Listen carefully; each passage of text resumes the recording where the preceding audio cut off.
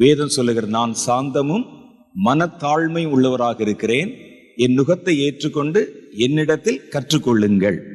அப்ப கர்த்தர் நமக்கு கற்றுக் கொடுக்கிறதுக்காக, கற்பிக்கிறதுக்காக. ஏன்னா அடுத்த கட்ட ஓட்டம் உங்களுடைய ஓட்டம். உங்க ஓட்டம் இனிமே தான் ஸ்டார்ட் ஆக போகுது. கர்த்தர் உங்களை எதுக்கு தேர்ந்தெடுத்தாரோ, எதற்கு அழைத்திருக்கிறாரோ, அந்த ஓட்டம் இனி ஸ்டார்ட் ஆக போகுது. நாங்க ஓடின ஓட்டம் கொஞ்சம் பழைய டைப் ஓட்டம். எங்களுக்கு முன்னால ஓடினவர்களை பார்த்து அவங்ககிட்ட கற்றுக்கொண்டு அவங்களுடைய முன்மாதிரிகளை நாங்கள் பயன்படுத்தி காரியங்களை செஞ்சோம். ஆனா இந்த கடைசி காலத்துல வர்ற ஓட்டம் என்பது வித்தியாசமானது. இது பழைய ஏற்பாட்டு பக்தர்களும் இப்படி ஓடினதில்லை, புதிய ஏற்பாட்டு பக்தர்களும் அப்படி ஓடினதில்லை.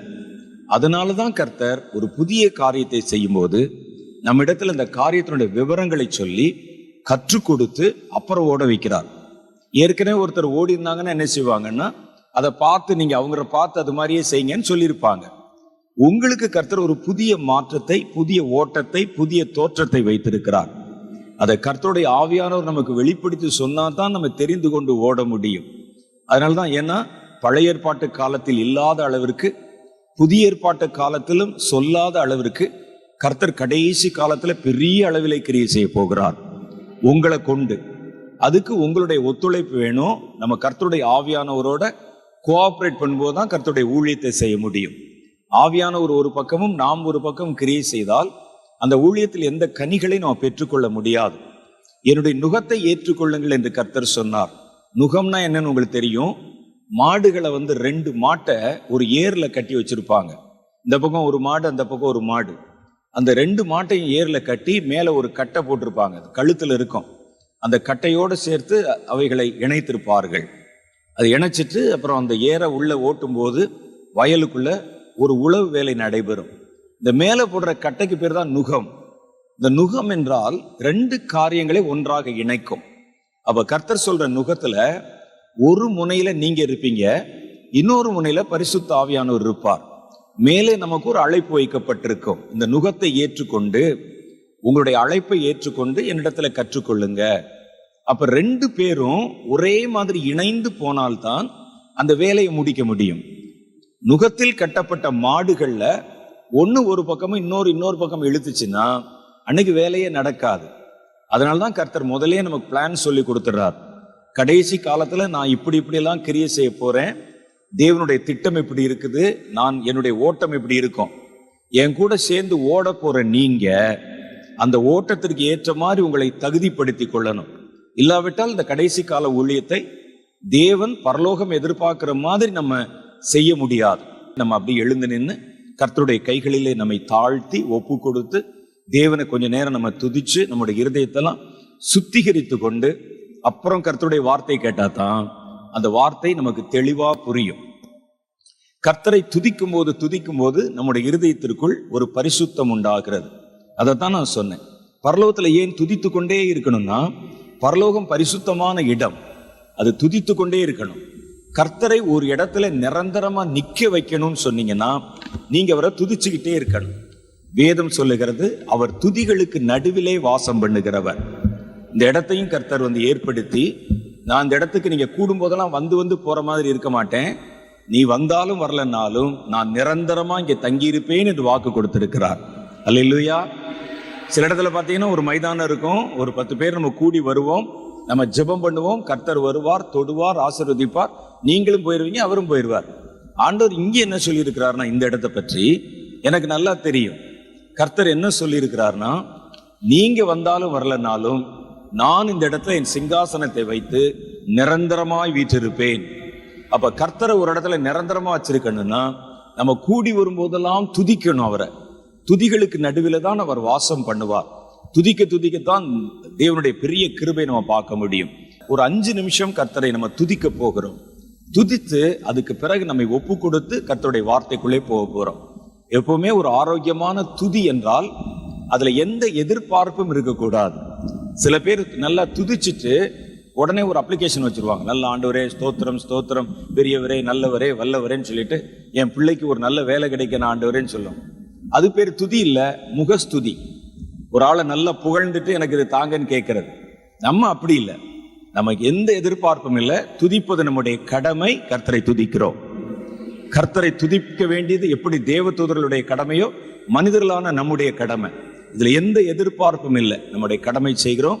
கண்களை மூடிக்கொள்ளுங்கள், கர்த்தரை நோக்கி பாருங்கள். கர்த்தரை நமக்கு முன்பாக கொண்டு வந்து நிறுத்துங்க. கர்த்தர் இங்குதான் இருக்கிறார். நம்ம கூடினாலும் கூடலனாலும் சிங்காசனத்திலே வீற்றிருக்கிறவராக கர்த்தர் இந்த ஸ்தலத்திலே நான் நிரந்தரமாய் தங்கியிருப்பேன் என்று வாக்கு கொடுத்திருக்கிறார். அந்த தேவனை உணரணும். நம்மை பரிசுத்தமாக்கி கொள்ளத்தான் அவரை உணர முடியும். நம்முடைய உள்ளத்தின் ஆழத்தில் அவருக்கு நன்றிகளையும் துதிகளையும் செலுத்துவோம். கர்த்தர் எத்தனை மகத்துவம் உள்ளவர் என்பதை நினைப்போம். அவர் எத்தனை தூரம் நம் நடுவிலே கிரியை செய்கிறவர் என்பதை யோசித்து பார்ப்போம். அவருடைய வல்லமையை தியானிப்போம். அவர் நமக்கு மேல் வைத்திருக்கிற அவருடைய பட்சாதாபத்தை நம்ம யோசிப்போம். ஜீவனுள்ளோரின் தேசத்திலே நன்மையை காண்போம் என்று விசுவாசித்தாதிருந்தால் நாங்கள் என்றோ கெட்டு போயிருப்போம். கர்த்தர் தம்முடைய ஆவினாலே எங்களை விசுவாசிக்க பண்ணி இரத்தத்தினாலே எங்களை உம்மோடு சேர்த்து கொண்டு புதிய தரிசனம், புதிய வார்த்தைகள், புதிய ஓட்டம், புதிய திட்டம் எல்லாவற்றிலும் எங்களை உம்மோடு கூட இணைத்துக் கொள்ளுகிற தயவுக்காக கோடான கோடி துதிகளை நாங்கள் செலுத்துகிறோம். அப்பா, ஆராதிக்கப்பட தகுந்தவரே, நீர் எங்களை அழைக்கவும் எங்களோட காரியங்களை பேசவும் காரியம் இப்படியா இருக்கிறது என்று கற்றுக் கொடுக்கவும் நாங்கள் எம்மாத்திரம் ஆண்டவரே உம்முடைய கை விரல்களின் கிரிகளாகிய நீங்கள் படைத்த சூரியனையும் சந்திரரையும் நாங்கள் பார்க்கும் பொழுது நீர் மனுஷனை நினைக்கவும் மனுபுத்திரனை விசாரிக்கிறவும் அவன் எம்மாத்திரம் என்கிறோம். ஆண்டவரே, நீர் எங்களை நினைத்தீர், எங்களை அழைத்தீர், பேசுவதாக வாக்கு கொடுத்தீர், பயன்படுத்துவதாக எங்களுக்கு வாக்கு கொடுத்திருக்கிறீர். நீர் காட்டுகிற பாதையிலே ஓடவும் காட்டுகிறதை விளங்கிக் கொள்ளவும் கர்த்தரிடத்திலே கற்றுக்கொள்ளவும் எங்கள் ஓட்டத்தை நிறைவாக முடிக்கவும் கர்த்தர் எங்களுக்கு அனுகிரகம் தாரும். இப்பொழுதும் எங்களோட பேசும். எங்கள் இருதயத்தை திறந்தரலும். இயேசுவின் கரத்திலே எங்களை தாழ்த்து வெறுமையாக்கி ஒப்பு கொடுக்கிறோம். இயேசுவின் நாமத்திலே எங்கள் ஜெபங்களை ஏற்றுக்கொள்ளும் எங்கள் பிதாவே, ஆமென். அப்படி உட்காருங்க. எப்பொழுதுமே தேவனை மனம் விட்டு துதிக்கணும். எதிர்பாராம எந்த எதிர்பார்ப்பும் இல்லாம துதிக்கணும். துதிக்கும் போது இந்த துதி எப்படி போதோ அப்படியே போயிடணும். ஒருவேளை அந்நிய பாஷையில கர்த்தர் துதிக்க வைத்தால் அந்நிய பாஷையில துதிக்கணும். விடாப்படியா நம்ம நம்பர் பாட்டை பாடித்தான் துதிக்கணும்லாம் யோசிக்க கூடாது. ஆவியானவர் என்ன விரும்புகிறாரோ அதே மாதிரி துதிக்கணும். அவருடைய மகத்துவத்தை சொல்லி துதிக்கணும்.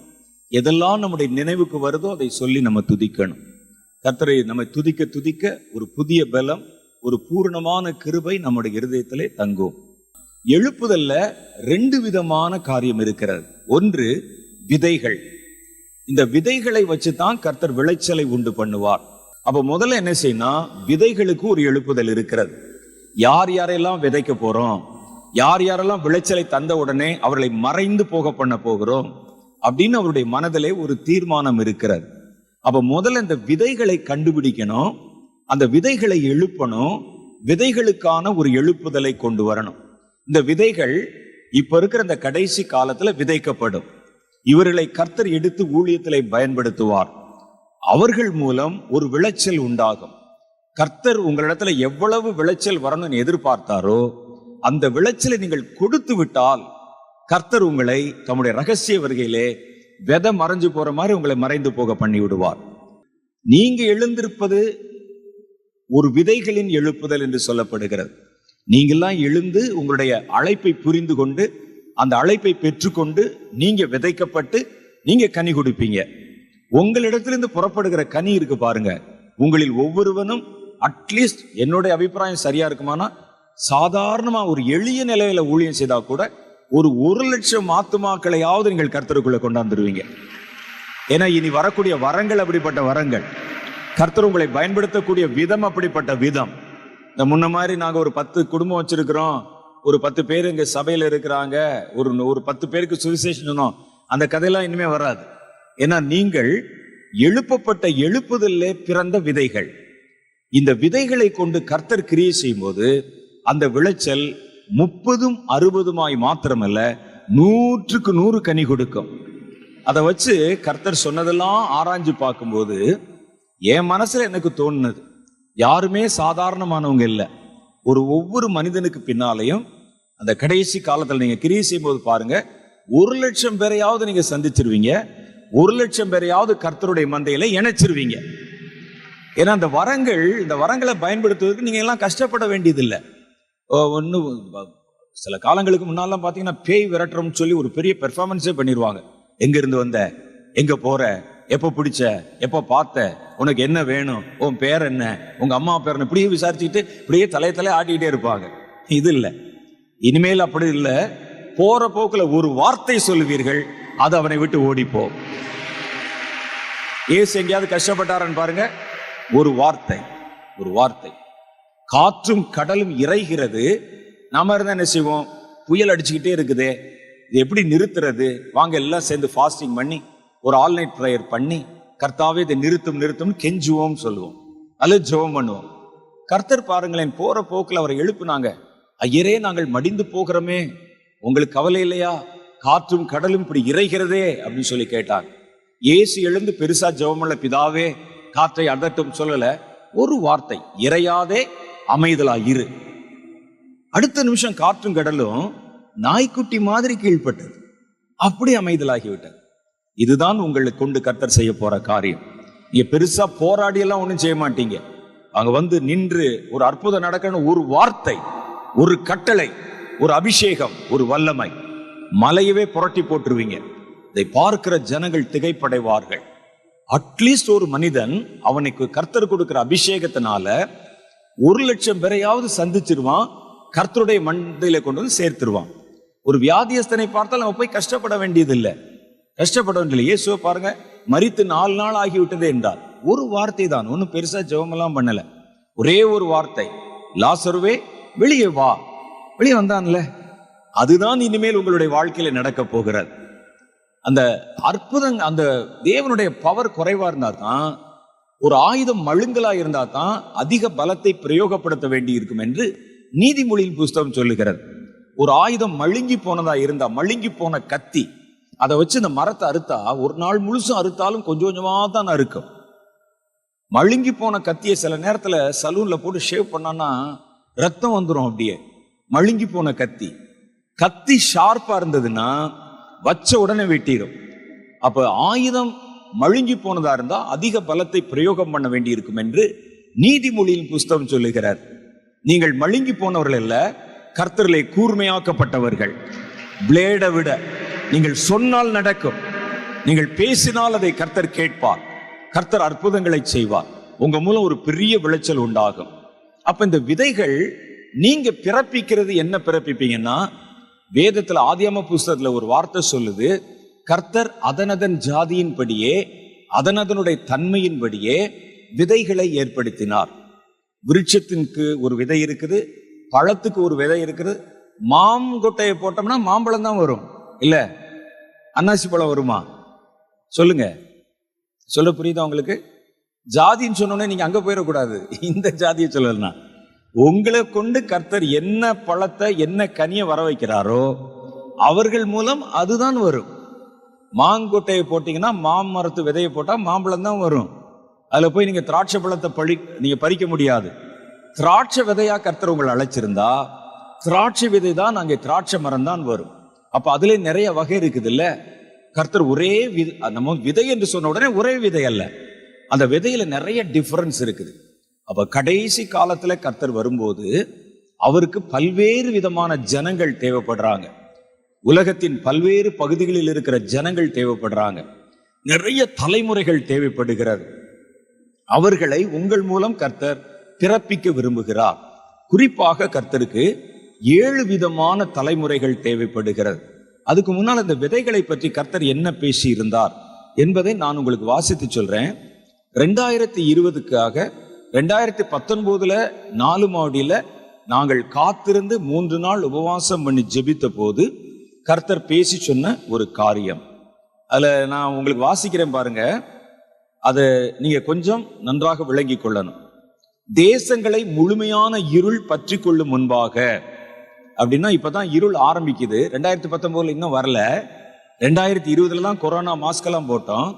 தேசத்தின் முழுமையான இருள் பற்றி கொள்ளும் முன்பாக நீங்கள் கிரியை செய்யும்படி நான் கதவுகளையும் வாசல்களையும் திறந்து வைப்பேன். அது உங்களுக்குரியது. அது விதைகளுக்கான எழுப்புதல் காலம், விளைச்சல்களுக்கான எழுப்புதல் காலம் வரும் முன்பாக விதைகளுக்கான எழுப்புதல் காலம் வர வேண்டும். இந்த எழுப்புதலில் எழும்பும் விதைகள் விதைக்கப்படும். அப்போது களஞ்சியங்கள் நிரம்பத்தக்கதாக அது தன் விளைச்சலை கொடுக்கும். கர்த்தர் யாரை பத்தி பேசுறாரு? யாரை பத்தி? உங்களை பத்தி பேசுறாரு. இந்த விதைகளை நான் எடுத்து விதைக்கும் போது அது என் களஞ்சியங்களை நிரப்பத்தக்கதாக அது அதிக விளைச்சலை கொடுக்கும். ஆகவே இப்போதே விதைக்கப்பட வேண்டிய விதைகளை கூட்டி சேர்க்கவும், அப்படி சேர்த்தவைகளை விதைப்பதற்காக ஆயத்தப்படுத்தத்தக்கதாக கிரியை செய்யுங்கள். இது யாருக்கு சொல்லியிருக்கிறாங்க? இந்த ஊழியத்துக்கு அண்ணனுக்கு சொல்லியிருக்கிறாங்க. இந்த விதைகள் எல்லாம் கூட்டி சேருங்க, அவர்கள் விதைக்கப்படுவதற்கு அவர்களை ஆயத்தப்படுத்துங்கள். அதுக்காகத்தான் இந்த கேம்ப். நீங்கள் ஒன்றை தேடினால், ஒரு விதையை தேடினா நான் 7 கொண்டு வருவேன். அப்ப 1 நாங்க தேடினது, மிச்சம் 6 கர்த்தர் கொண்டு வந்தது. நாங்க கிரியை செஞ்சா நீ 1 மடங்கு கிரியை செஞ்சா நான் 7 மடங்கு கிரியை செய்வேன். இந்த ஜனங்களை கூட்டி சேர்ப்பதற்காக நீங்கள் ஒரு வேலையை செய்தால் நான் 7 பேரை கொண்டு வந்து சேர்ப்பேன். நீ 4 சேர்த்தால் நான் 40 கொண்டு வந்து சேர்ப்பேன். நீ 7 சேர்த்தால் நான் 70 கொண்டு வருவேன். ஆயினும் நீ 1ஐயும் 4ஐயும் 7ஐயும் சேர்க்கும்படி கிரியை செய்தால்தான் நானும் கிரியை செய்வேன். நீ பேசாமல் இருந்தால் நானும் பேசாமல் இருந்து விடுவேன். அப்ப அந்த விதைகளை கொண்டு வர்றதுக்கு நீங்க வேலை செஞ்சா, நீ வேலை செய்ய ஆரம்பிக்கும் போது நான் உன்னோடு சேர்ந்து 7 மடங்கு வேலையை நான் செய்வேன். 10 மடங்கு வேலையை நான் செய்வேன். 70 மடங்கு வேலையை நான் செய்வேன் என்று கர்த்தர் சொன்னார். அப்ப நாங்க எங்களுக்கு முடிஞ்ச அளவுக்கு கட்டடத்தை கட்டினாங்க, அழைப்பு கொடுத்தாங்க. நாங்க 1ஐ தேடினோம், கர்த்தர் 70 கொண்டு வந்திருக்கிறார். நாங்க 3ஐ தேடினோம், கர்த்தர் 3000 கொண்டு வந்திருக்கிறார். அப்ப இதெல்லாம் நீங்க கர்த்தரால கொண்டு வரப்பட்டவர்கள், கர்த்தரால பலப்படுத்தத்தக்கது. அப்ப கர்த்தருடைய வேதம் அப்படி சொல்லுகிறது. மறுபடியும் நான் உங்களுக்கு சொல்லுகிறேன், இது விளைச்சலுக்கான எழுப்புதல் அல்ல, விதைகளுக்கான எழுப்புதல். விதையத்தான் நான் இந்த இடத்துல எழுப்ப போறேன். இந்த விதைகள் ஒவ்வொன்றும் 100 1000 கனிகளை தரும் என்று கர்த்தர் சொல்லுகிறார். அதுல இன்னொன்னு என்ன சொல்றாருன்னா, விருட்சங்களுக்கான விதைகளும். விதைன்னு சொன்னா மேலோட்டமா எல்லாமே விதை தான். ஆனா இந்த விதை கூட்டத்துல பல்வேறு விதமான விதைகள் இருக்கிறது. அதுல விருட்சங்களுக்கான விதை. இந்த விதையை விதைச்சா மரம் தான் வளரும், மரங்கள் அதுல கனி வரும். விருட்சங்களுக்கான விதைகளும், செடிகளுக்கான விதைகளும், அப்புறம் பற்றி படரும் கொடிகளுக்கான விதைகளும், இந்த நெல்லு மாதிரி இந்த பயிர்கள் வருது பாருங்க, பயிர்களுக்கான விதைகளும் தேசத்தில் உண்டு. அவைகளை நான் சேகரம் பண்ணுவேன். நீங்க எல்லாம் பார்த்தீங்கன்னா மேலோட்டமா உங்களுக்கு பேர் விதை. ஆனால் ஒருவர் மரத்தை பிறப்பிப்பார், ஒருவர் செடியை பிறப்பிப்பார், ஒருவர் இந்த பயிர்களை பிறப்பிப்பார், ஒருவர் கொடிகளை பிறப்பிப்பார். அப்ப நமக்குள்ள வித்தியாசம் இருக்குதா? மரத்தை பிறப்பிக்கிற விதை, செடியை பிறப்பிக்கிற விதை, அப்புறம் பயிர்களை பிறப்பிக்கிற விதை, கொடிகளை பிறப்பிக்கிற விதை, இவைகள் எல்லாம் கர்த்தர் கொண்டு வந்து இங்கே உட்கார வச்சிருக்கிறார். விதையை பார்த்தா நமக்கு வித்தியாசம் தெரியாது, எல்லாம் ஒண்ணு மாதிரி தான் இருக்கும். விதைக்குள்ள என்ன இருக்கிறது என்பது விதைக்கும் போதுதான் நமக்கு வெளியே தெரியும். ஒரு ஆலமரத்தை அந்த விதைக்குள்ளே பார்க்க முடியுமா? ஒரு விதை வச்சு பார்த்தா உள்ள இருக்கிற மரம் தெரியுமா? தெரியாது. அது விதைக்கப்படும் போதுதான் அது தன்னுடைய கனிகளை கொடுக்கும். கர்த்தர் சொல்றார், நீ அவர்களை அழைத்தால் அவைகள் உனக்கு செவி கொடுக்கும், நீ உரமூட்டினால் அவைகள் பலமடையும். அதனால கர்த்தர் உங்களை இங்கே வர சொல்லி இருக்கிறார். நீ பேசினாதான் விளையத்தக்கதான வீரியம் அவைகளுக்கு உண்டாகி இருக்கும். இந்த அழைப்பும் தரிசனமும் உனக்குரியது. அப்ப கர்த்தர் இந்த காரியத்தை சொல்லி அந்த விதைகளை கூட்டி சேர்க்கும்படி கர்த்தர் சொல்லுகிறார். கூட்டி சேர்த்த விதைகள் விதைக்கப்படவும் விளைச்சலை தரவும் அவர்களை ஆயத்தம் செய்யுங்கள். இவைகளை நீங்கள் செய்ய துவங்குகையில் நீங்கள் அறியாத இடங்களில் உண்டாயிருக்கிறதும் அந்நிய தேசங்களில் விதைக்கும்படி உண்டாயிருக்கிறதுமான விதைகளை நான் உங்களிடத்திலே கொண்டு வருவேன். நீங்கள் அவைகளை பொதிந்து வைத்து அவைகளுக்கு பலமூட்டி அவைகள் விதைக்கப்படும் போது அதிக கனிகளை கொடுக்கும்படி அவைகளை ஆயத்தம் செய்யுங்கள். நீங்கள் அவைகளை பொதிந்து வைத்து, பொதிந்துனா ஒரு இதில் அப்படியே பேக் பண்ணி அப்படி வச்சு அவைகளை பலமூட்டி அவைகள் விதைக்கப்படும் போது அதிக கனிகளை கொடுக்கும்படி அவைகளை ஆயத்தம் செய்யுங்கள் என்று கர்த்தர் சொல்லி இருக்கிறார்.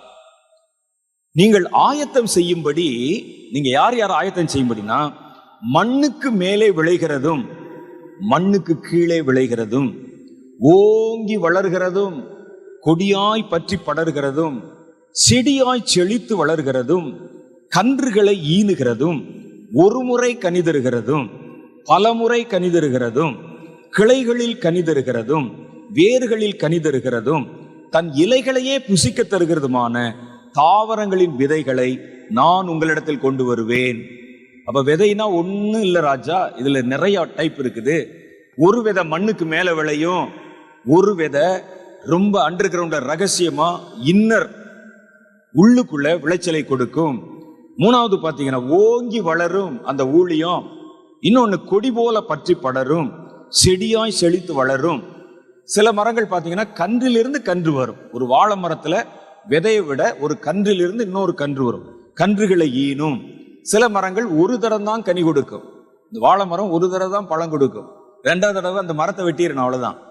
அது மாதிரி ஒரு முறை கனிதருகிறதும் பல முறை கனிதருகிறதும் கிளைகளில் கனிதருகிறதும். சில மரங்கள்ல கிளையில கனி இருக்கும், வேர்களில் கனிதருகிறதும். இந்த பலாப்பழத்துல எல்லாம் பாத்தீங்கன்னா வேர் பலான்னு இருக்கும், வேர்ல கனிதருகிறதும் தன் இலைகளையே புசிக்க கொடுக்கிறது, கீரை மாதிரி இலைகளை புசி கொடுக்கிறதும் போன்ற தாவரங்களின் விதைகளை நான் உன்னிடத்தில் ஆயத்தம் செய்யும்படி கொண்டு வருவேன். அவைகள் ஒவ்வொன்றுக்கும் ஒவ்வொரு விதமான ஆயத்தம் உண்டு.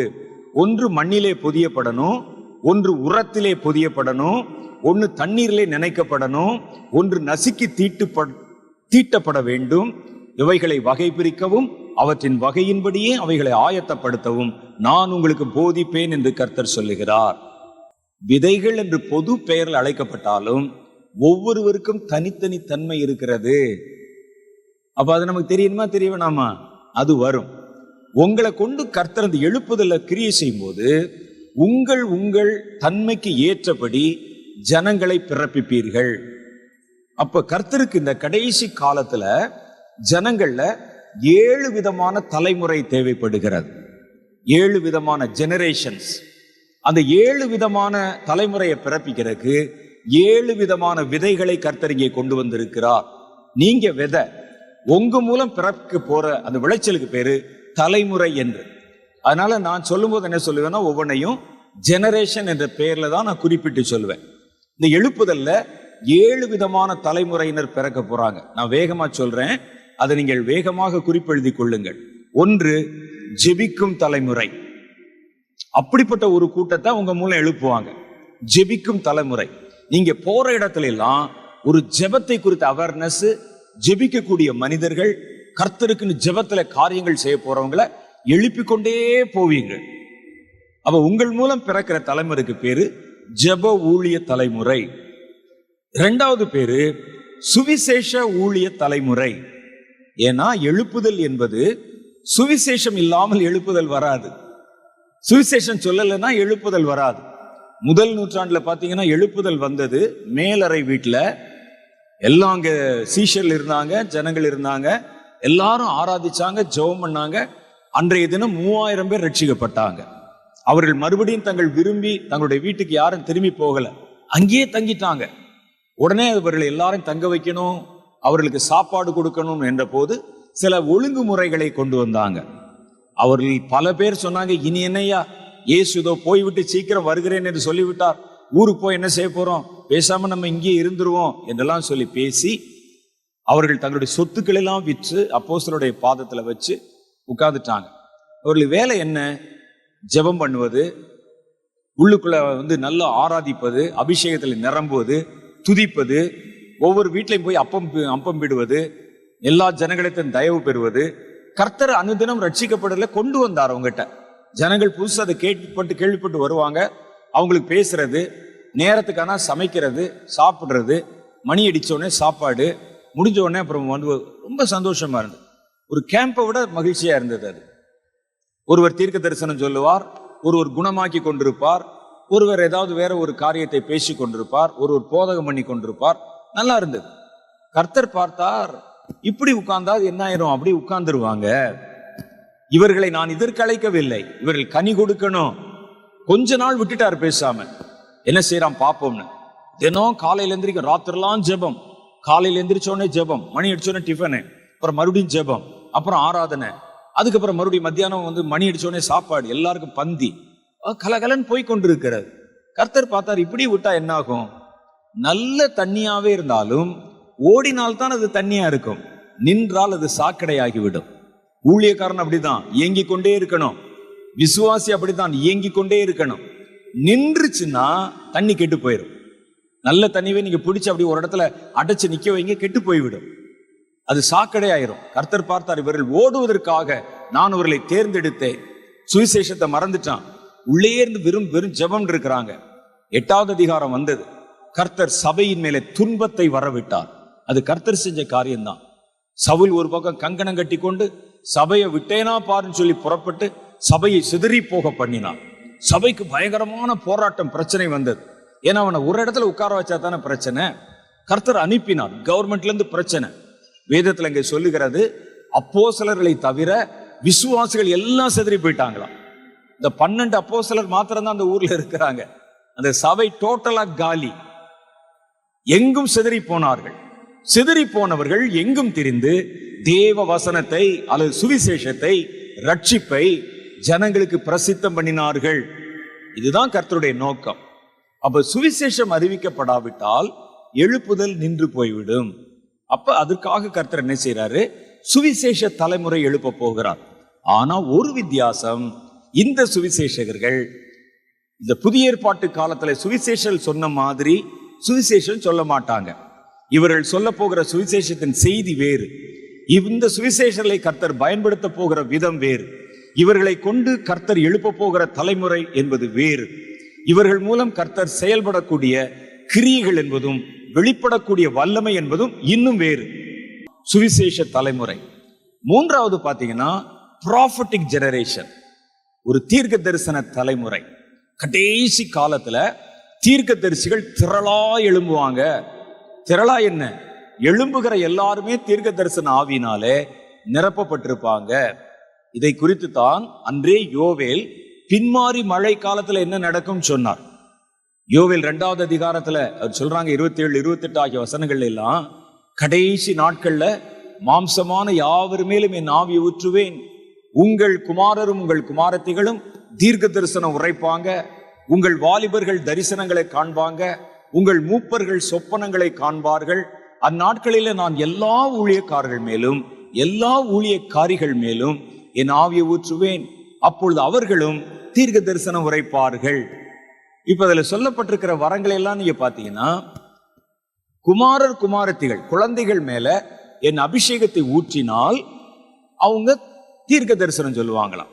குமாரர் குமாரத்தினா பிள்ளைகள், சின்ன குழந்தைகள் அர்த்தம். அடுத்து வாலிபர்கள் மேல அந்த ஆவியை ஊற்றும் போது அவர்கள் தரிசனம் காண்பார்கள். மூப்பர்கள் பாவம் கொஞ்சம் சோம்பரா இருப்பாங்க, கொஞ்சம் பலவீனமா இருப்பாங்க, அவர்கள் தூங்கினால் கூட நான் ஒரு இடத்தில் சொப்பனத்திலே பேசுவேன். அப்புறம் இது போக எல்லா ஊழியக்காரர்கள் மேலும். பொதுவாகவே ஊழியக்காரர்கள் என்றாலே அபிஷேகம் பண்ணப்பட்டவங்க தானே, யோசிச்சு பாருங்க, அபிஷேகம் பண்ணப்பட்டாதான் ஊழியம். அப்ப ஏற்கனவே கர்த்தர் ஒரு அபிஷேகம் பண்ணியிருப்பாரு, ஒருவனை சுவிசேஷன அபிஷேகம் பண்ணியிருப்பாரு, ஒருவனை சபை அந்த போதகரா அபிஷேகம் பண்ணியிருப்பாரு, ஒருவரை அப்போஸ்தலரா அபிஷேகம் பண்ணியிருப்பாரு. இப்போ இவர்களுக்கு அதை தாண்டி வேறொரு எக்ஸ்ட்ரா வல்லமை ஊற்றுகிறார்கள், ஒரு அபிஷேகத்தை.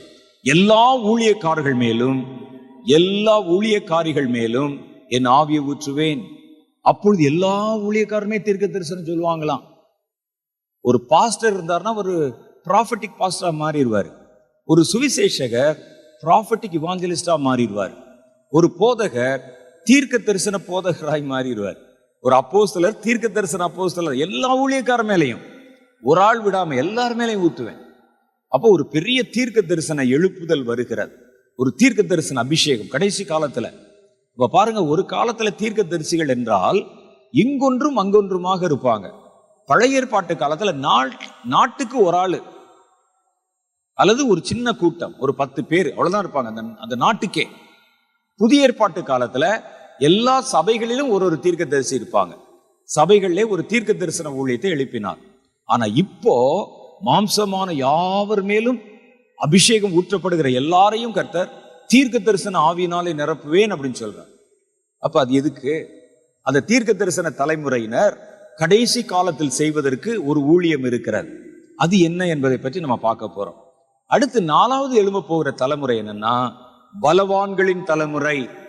இவங்க என்ன செய்வாங்கன்னா கர்த்தருக்கு பலத்த காரியங்களை செய்வாங்க. பலத்த காரியங்கள். குணமாக்குவது வேறு, பலத்த காரியங்கள் செய்வது வேறு.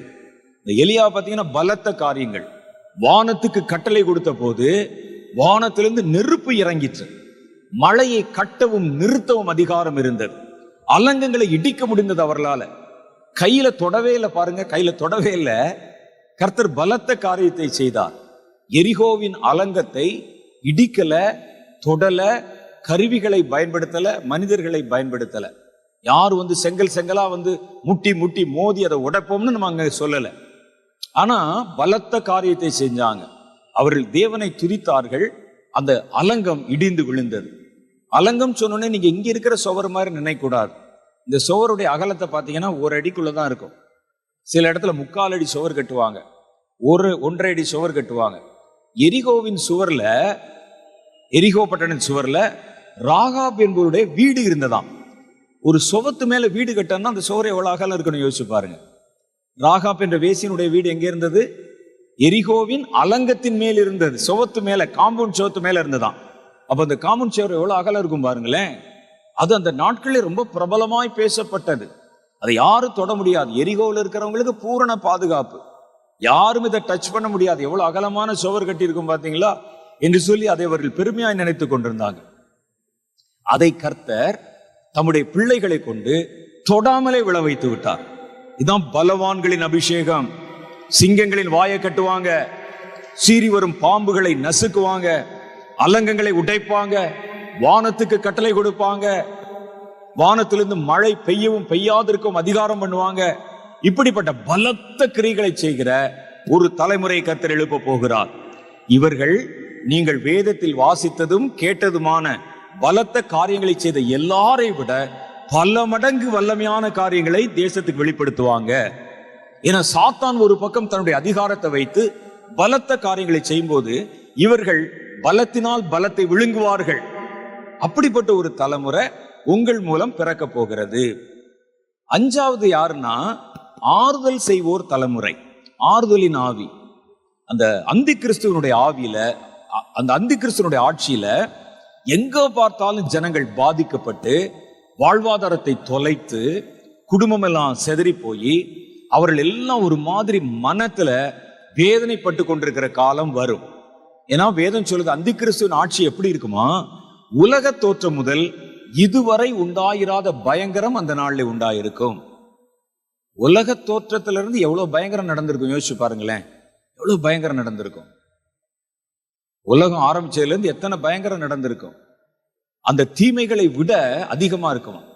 உலகத்தில் தீமை இல்லாத ஏதாவது ஒரு நாள் இருக்குதா பாருங்க. ஏதாவது உங்களுக்கு யோசிக்கத்தா தெரியுதா?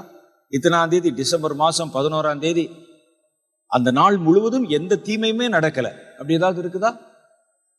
ஞாபகம் வருதா உங்களுக்கு? ஒரே ஒரு நாள். சாத்தான் ஒரு நாள் கூட லீவ் போட மாட்டேங்கிறானே. நம்ம ஒரு 4 நாள் போனோம்னா கொஞ்சம் லீவ் கேட்கும். ஒரு 2 மணி நேரம் செய்தி சொன்னோம்னா நமக்கு ஒரு ரெஸ்ட் கேட்கும். சாத்தான் 24 மணி நேரம் தீமை.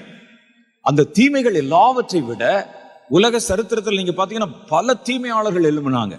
நேபுகாத்நேச்சார் ஒரு பக்கம், எல்லாம் பாத்தீங்கன்னா சர்வாதிகாரிகள் ஜனங்களை, அப்புறம் அந்த பார்வோன் ராஜாக்கள் ஒரு பக்கம், அதுக்கு பிறகு அந்தியோகு எபிபானஸ் என்கிற ஒரு கொடுங்கோல் மன்னன் ஒரு பக்கம், இதெல்லாம் பலமான ஆட்கள். அப்புறம் நம்ம சமகாலத்துல ஹிட்லர் ஒரு பக்கம், முசோலினி ஒரு பக்கம். இவங்களுடைய காலத்துல எல்லாம் தேசங்கள் அல்லோல கல்லோலப்பட்டது. ஜனங்கள் தங்களுடைய வாழ்வாதாரத்தை இழந்து போனாங்க, எல்லாம் நம்பிக்கையற்று போனாங்க. ஆனா ஆண்டவர் சொல்றார் இதெல்லாம் ஒண்ணுமே இல்லை. ஒரு ஹிட்லர் காலத்துல என்ன செய்வாங்க, லட்சக்கணக்கான யூதர்களை பிடித்து ஒரு 100 பேரை ஏற்றக்கூடிய வாகனத்துல 1000 பேரை ஏத்துவாங்க. எப்படி இருக்கும் பாருங்க. 1000 பேரை ஒரு ஆம்புலன்ஸ் மாதிரி இருக்கும், அந்த வண்டி நிற்கும். நீங்க அதை படிச்சு பார்க்கலாம். சில பிலிம்ஸ் கூட இருக்குது. அது நீங்க பாத்தீங்கன்னா ஹிட்லர் காலத்துல எப்படி கொடுமை பண்ணினார்கள் என்று. 100 பேர் ஏத்துற இடத்துல திணிப்பாங்க, அப்படி ஓடு ஓடுன்னு சொல்லி மிதிச்சு 1000 பேர் அந்த வண்டியில ஏத்தி அப்படி உள்ள போகும்போதே பல பேர் மூச்சு திணறி செத்துருவாங்க. அந்த வண்டியை நிறுத்தி ஒரு சின்ன சின்ன வீடுகள் மாதிரி இப்படி கட்டியிருப்பாங்க. அதுல காத்து வெளியே போகாது. அதுக்குள்ள அவங்களை அடைச்சு அதுல ஒரு ஹோல் இருக்கும், அந்த ஹோல்ல கொடுத்து விஷ வாயு உள்ளே செலுத்துவாங்க.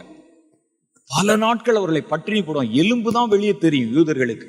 கடைசியில் அந்த யூதர்களை கொண்டு ஒரு பெரிய மைதானத்துல நிக்க வச்சு சவக்குழி தோண்ட வச்சு அவங்களே தோண்டணும்.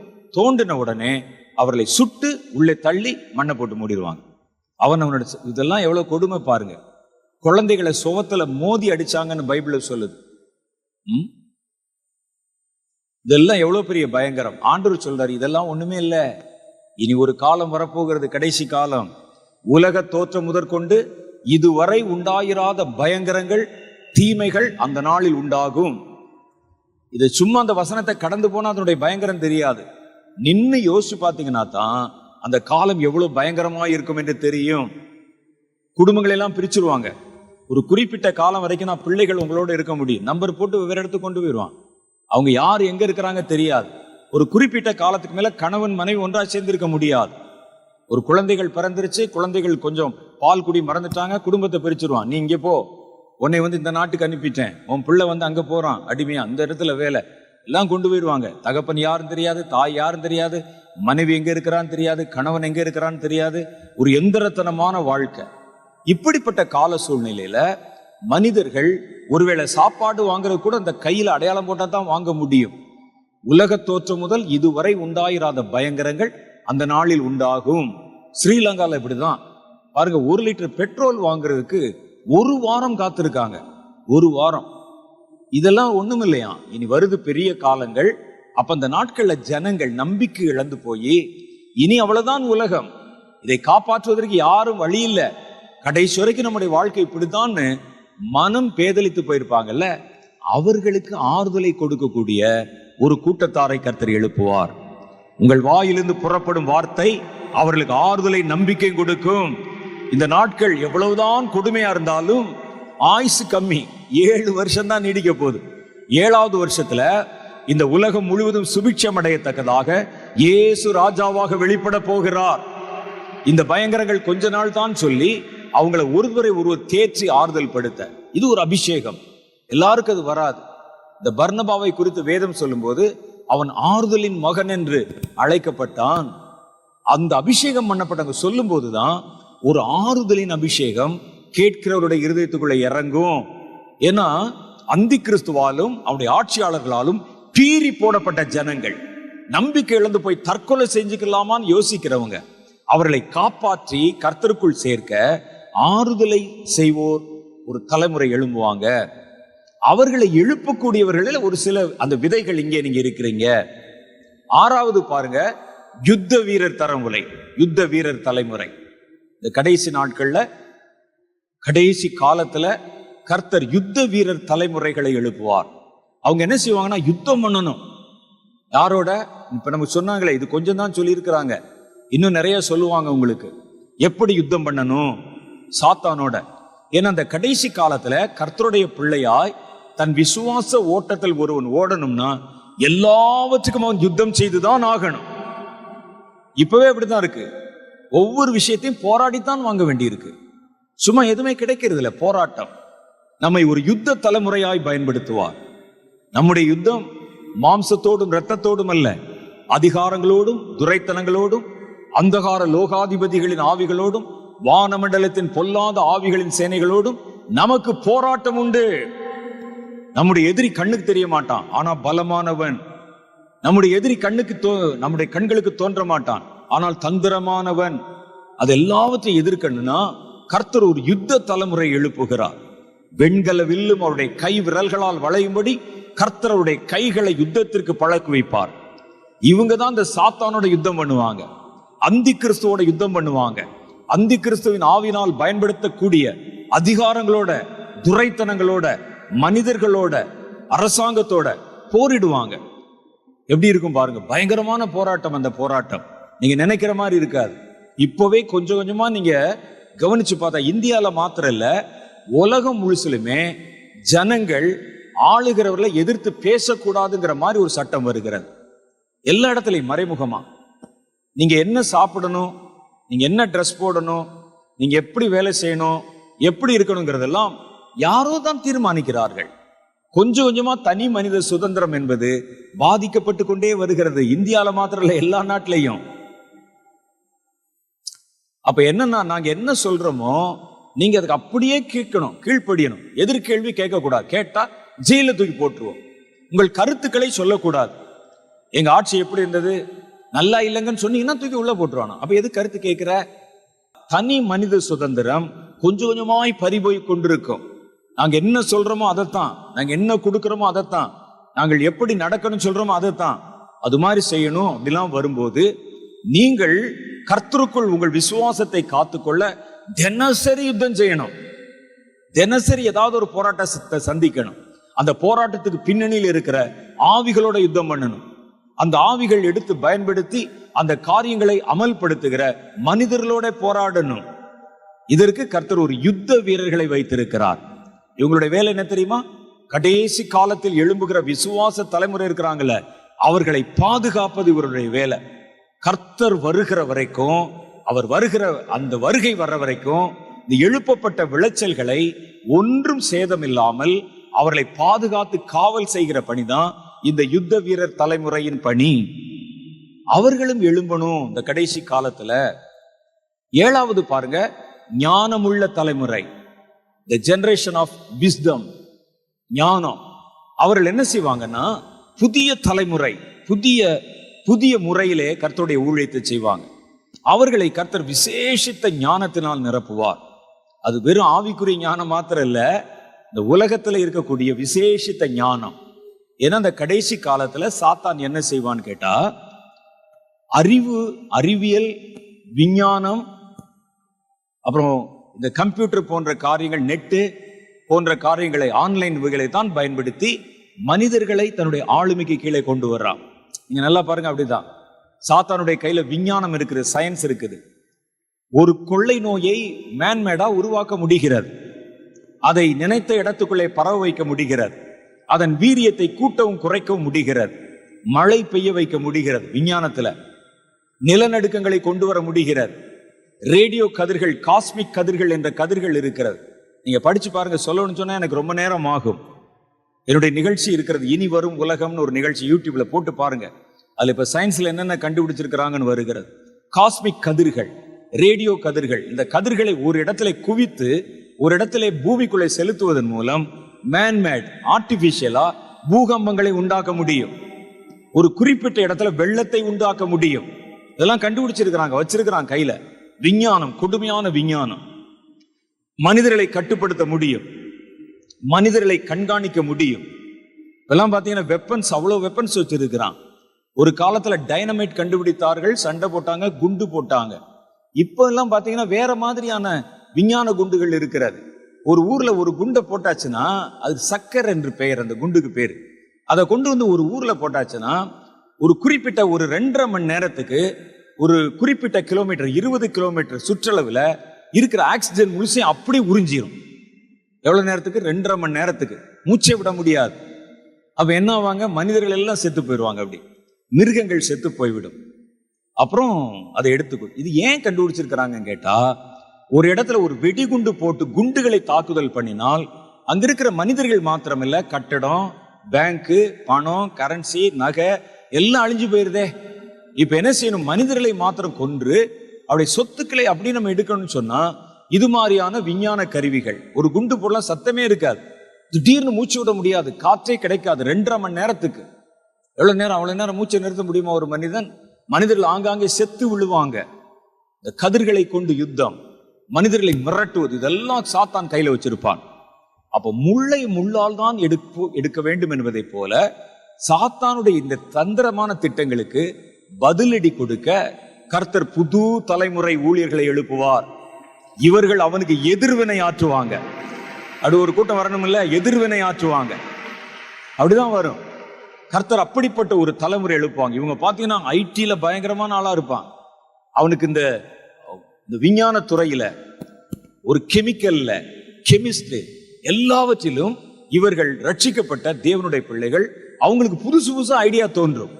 இவன் ஒரு கருவியை கண்டுபிடித்தால் அதற்கு எதிர்கருவி அவர்களால் உருவாக்க முடியும். இவன் ஒரு கிருமியை உண்டாக்கினால் அந்த கிருமி அவனுக்கு அழிக்க முடியும். அப்ப அப்படிப்பட்ட ஒரு தலைமுறை எழும்பாததுனால தானே கொரோனா கிருமிகள் வந்த போது நம்ம எல்லாம் மாஸ்க் போட்டுக்கிட்டு இருந்தோம். அவனுக்கு அந்த கிருமியை கண்டுபிடிக்க முடிஞ்சிருக்குல்ல.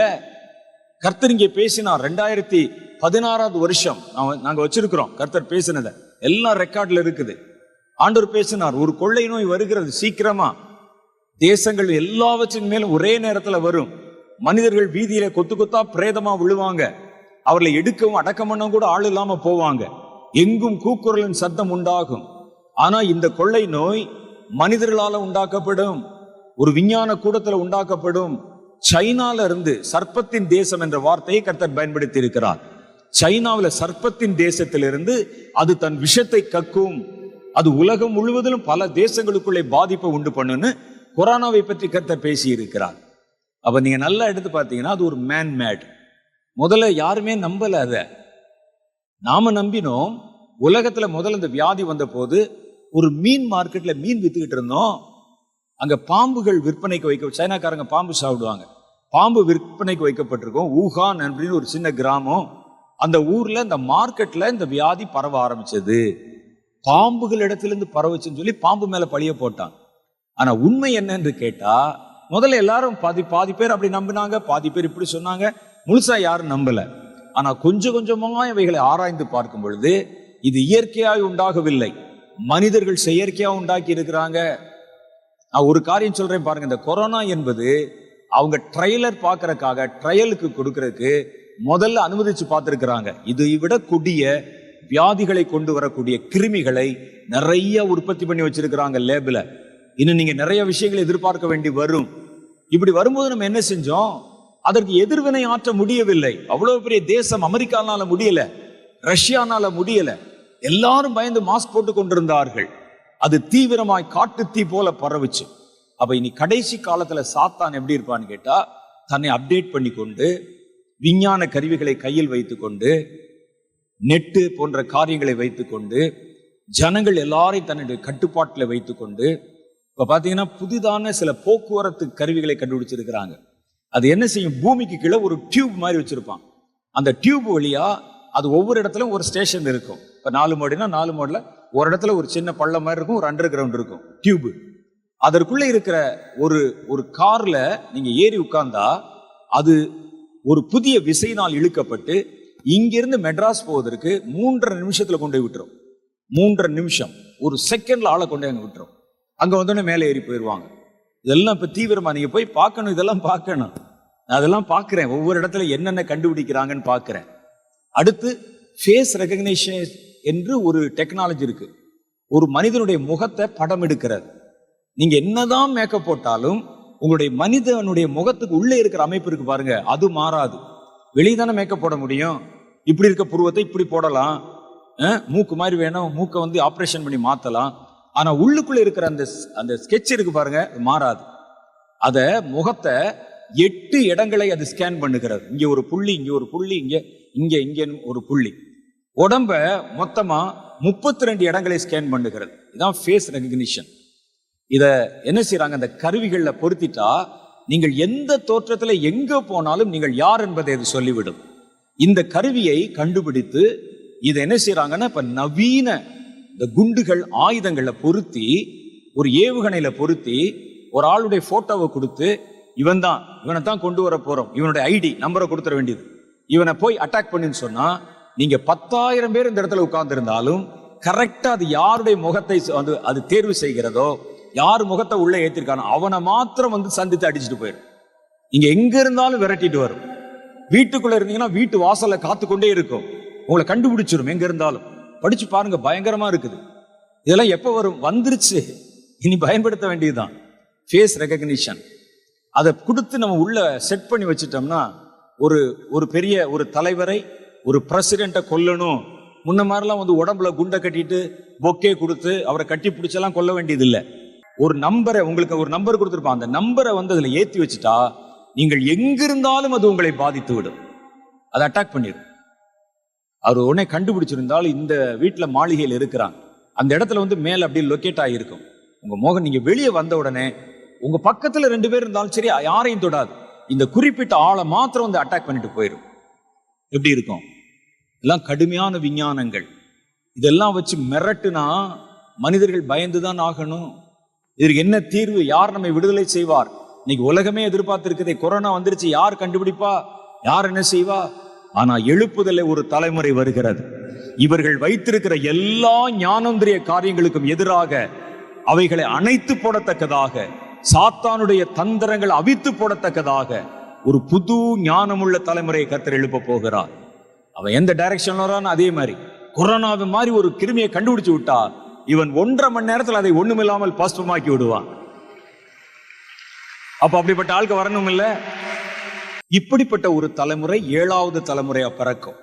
இவர்கள் விஞ்ஞானத்துல கரகண்டவங்களா இருப்பாங்க. சாத்தான் கொண்டு வர்ற எந்த தந்திரத்துக்கும் பதிலடி கொடுக்கிறவங்களா இருப்பாங்க. ஜனங்கள் எல்லாரையும் கண்காணிக்கிறான் பாருங்க, எல்லாரையும் கண்காணிக்கிறான். நம்ம எல்லாம் கண்காணிக்கப்பட்டு கொண்டிருக்கிறோம். சேட்டலைட்டை வச்சு கண்காணிக்கிறாங்க. உங்க அடையாளங்களை எல்லாம் வாங்கி கொண்டு போய் எல்லாவற்றையும் இதில் ஏற்றுறாங்க. இன்னைக்கு இருக்கிற உலகத்துல டேட்டா பிசினஸ் சொல்றோம்ல, அதுதான் ஹையஸ்ட் பிசினஸ். டேட்டா பிசினஸ்னா என்ன? ஒரு மனிதனை குறித்த விவரங்களை சேகரித்து கொடுக்கணும் யாரோ ஒருவருக்கு. அதை கொடுத்துட்டீங்கன்னா அதுக்கு காசு கொடுப்பாங்க. நீங்க நல்லா பாருங்க, ஒரு துணி கடைக்கு போறீங்க, கிராமங்கள்ல இன்னும் வரல தெரியல, ஒருவேளை வந்திருக்கலாம். ஒரு துணி கடைக்கு போறீங்க, ஒரு டிஷர்ட் எடுக்கிறீங்க, அதுக்கு பில் கொடுக்குறீங்க. அந்த கடைக்காரருக்கும் நமக்கும் இருக்கிற உறவு அதோடு முடிந்து விட்டது. அதான உண்மை. நீங்க அதை கொடுத்துட்டு இந்த கவுண்டர்ல பணம் கொடுக்கும்போது உங்க போன் நம்பர் சொல்லுங்கன்னு கேட்பாங்க. கேட்கிறேன்னா கேட்கலையா? போன் நம்பர் சொல்லுங்க. ஏன் என்ன செய்ய போறோம்? சம்பந்தம் பேச போறோமா? நம்ம எதுக்கு போன் நம்பர் கேட்கிறான்? நீங்க உடனே பெருமையா போன் நம்பர் கொடுத்துட்டு வந்துருவீங்க. உங்க அட்ரஸ் கொடுத்துட்டு போங்க மேடம் கொடுத்துருவீங்க. இந்த டேட்டாஸ் எல்லாம் கலெக்ட் பண்ணி அதை வாங்குறதுக்கு ஒரு ஏஜென்சி இருக்கிறது. உங்களுடைய நம்பரு, போன் நம்பரு, உங்க ஐடி, உங்க காரியங்கள் எல்லாத்தையும் திருடி வாங்குறதுக்கு ஒரு பெரிய ஏஜென்சி இருக்கிறது. நீங்க போறீங்க, விமானத்துல போறீங்க, அந்த விமான டிக்கெட் இருக்கு பாருங்க, அந்த டிக்கெட்ல பாத்தீங்கன்னா சின்ன ஒரு QR கோடு இருக்கும். அந்த QR கோட்ல அந்த விமானத்துல போன உங்களை பத்தின எல்லா விஷயமும் இருக்கும். அந்த QR கோடை ஸ்கேன் பண்ணி போட்டாச்சுன்னா அதுல இருந்து யார் போயிருக்கிறா, எத்தனை மணி போறாங்க, அவருடைய அட்ரஸ் என்ன, பாஸ்போர்ட் நம்பர் என்ன, அவரை குறித்த எல்லா டீட்டெயிலும் அங்க இருக்கும். அதனாலதான் என்ன செய்யணும்னா, விமானத்துல போயிட்டு வந்த உடனே அந்த டிக்கெட்டை கிழிச்சு போட்டுறணும். அந்த வெளியே குப்பத்தொட்டுல போடுற டிக்கெட்டை கலெக்ட் பண்ணி அதுல இருக்கக்கூடிய QR கோடை விற்பனை செய்வதற்கு ஒரு பெரிய கூட்டம் இருக்கிறது. உங்களுக்கு தெரியுமா? அதெல்லாம் எதுக்கு? நம்மளை பத்தி தெரிஞ்சு என்ன செய்ய போறான்? என்னமோ செய்ய போறான். அது ஒரு பெரிய அளவு பிசினஸ்ல கோடிக்கணக்கு ஒரு பெரிய பிசினஸா நடக்குது. எல்லா மனிதனை பற்றின விவரங்கள் அவர்கள் சேகரிக்கிறார்கள். விலை கொடுத்தாவது வாங்குறாங்க. என்னென்ன விதத்துல உங்க போன் நம்பர் வாங்கணும், ஐடி வாங்கணும், உங்களுடைய டேட்டா எத்தனை பேருடைய கையில் இருக்கிறது என்று உங்களுக்கு தெரியுமா? உங்களை பற்றின விவரங்கள் யாருக்கோ அது தேவைப்படுகிறது. இதை வச்சு என்ன செய்ய போறான்? ஒவ்வொருவரையும் கண்காணிக்க போறாங்க. மேல பல நூற்றுக்கணக்கான சேட்டலைட் கொண்டு வந்து நிறுவ போறாங்க. 78,000 சேட்டலைட் நிறுவ போறாங்க. மைக்ரோசாஃப்ட் கம்பெனி சொல்லி இருக்கிறது. 78,000 சேட்டலைட் மனிதர்களை கண்காணிக்கவும் அவரை டிராக்கிங் பண்ணவும். இதுல எல்லாம் நீங்க கண்காணிக்கப்படுவீங்க. யாரும் ஜெபத்துக்கு போறதுனா கூட தெரிஞ்சிடும். அப்ப இதெல்லாம் இருக்கிற காலத்துல ஒருவன் கர்த்தரை சார்ந்து வாழ்வதென்றால் கடினம். அப்ப இவனுடைய இந்த எந்திரங்களின் கண்ணில் மண்ணை தூவணும். அதற்கு ஒரு தலைமுறை எழும்பணும். அல்லேலூயா. அப்போ அவர்கள் உங்களை ட்ரேஸ் பண்ண நினைச்சா கூட பிளாங்க் ஆகிரணும். என்னடா ஒரு குறிப்பிட்ட போன் நம்பரை போட்டா பிளாங்க் ஆகிருதே, குறிப்பிட்ட ஆளுடைய பேரை போட்டா எந்த தகவலும் வரமாட்டேங்குதே. ஒரு கூட்டம் எழும்புவாங்க. சாத்தான் ஒரு பக்கம் கிரியை செய்து கொண்டே இருந்தால் கர்த்தர் சும்மா இருந்து விட மாட்டார். அதற்கு எதிராய் வேறொரு கிரியை கர்த்தர் செய்வார். அவனுக்கு அவ்வளவு ஞானம் இருந்தால் கர்த்தருடைய ஞானம் அதை விட பெரிது. இந்த தலைமுறை எழும்புவாங்க. அப்ப கர்த்தர் சொல்றார், இந்த கடைசி கால எழுப்புதல் வரும்போது, எழுப்புதல் ஏதோ வந்து ஒரு கூட்டத்தை வந்து எழுப்பி அவங்க எல்லாம் ஜெபம் பண்ணிட்டு வீட்டுக்கு போற மாதிரி ஒரு கூட்டம் இல்ல. வந்து ஆராதனை பண்ற கூட்டத்தை நான் எழுப்ப போகல. சாத்தானுக்கு சவால் விடுகிற கூட்டம்.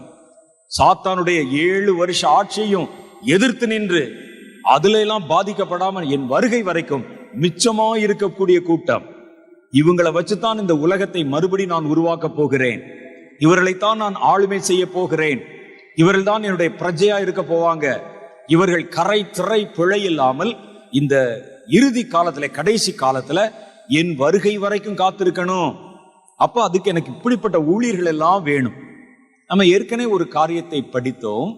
அதுல என்ன வருதுன்னு கேட்டா, ஒவ்வொரு காலம் ஆரம்பிக்கும் போதும் ஒரு எழுப்புதல்ல ஆரம்பிக்குது.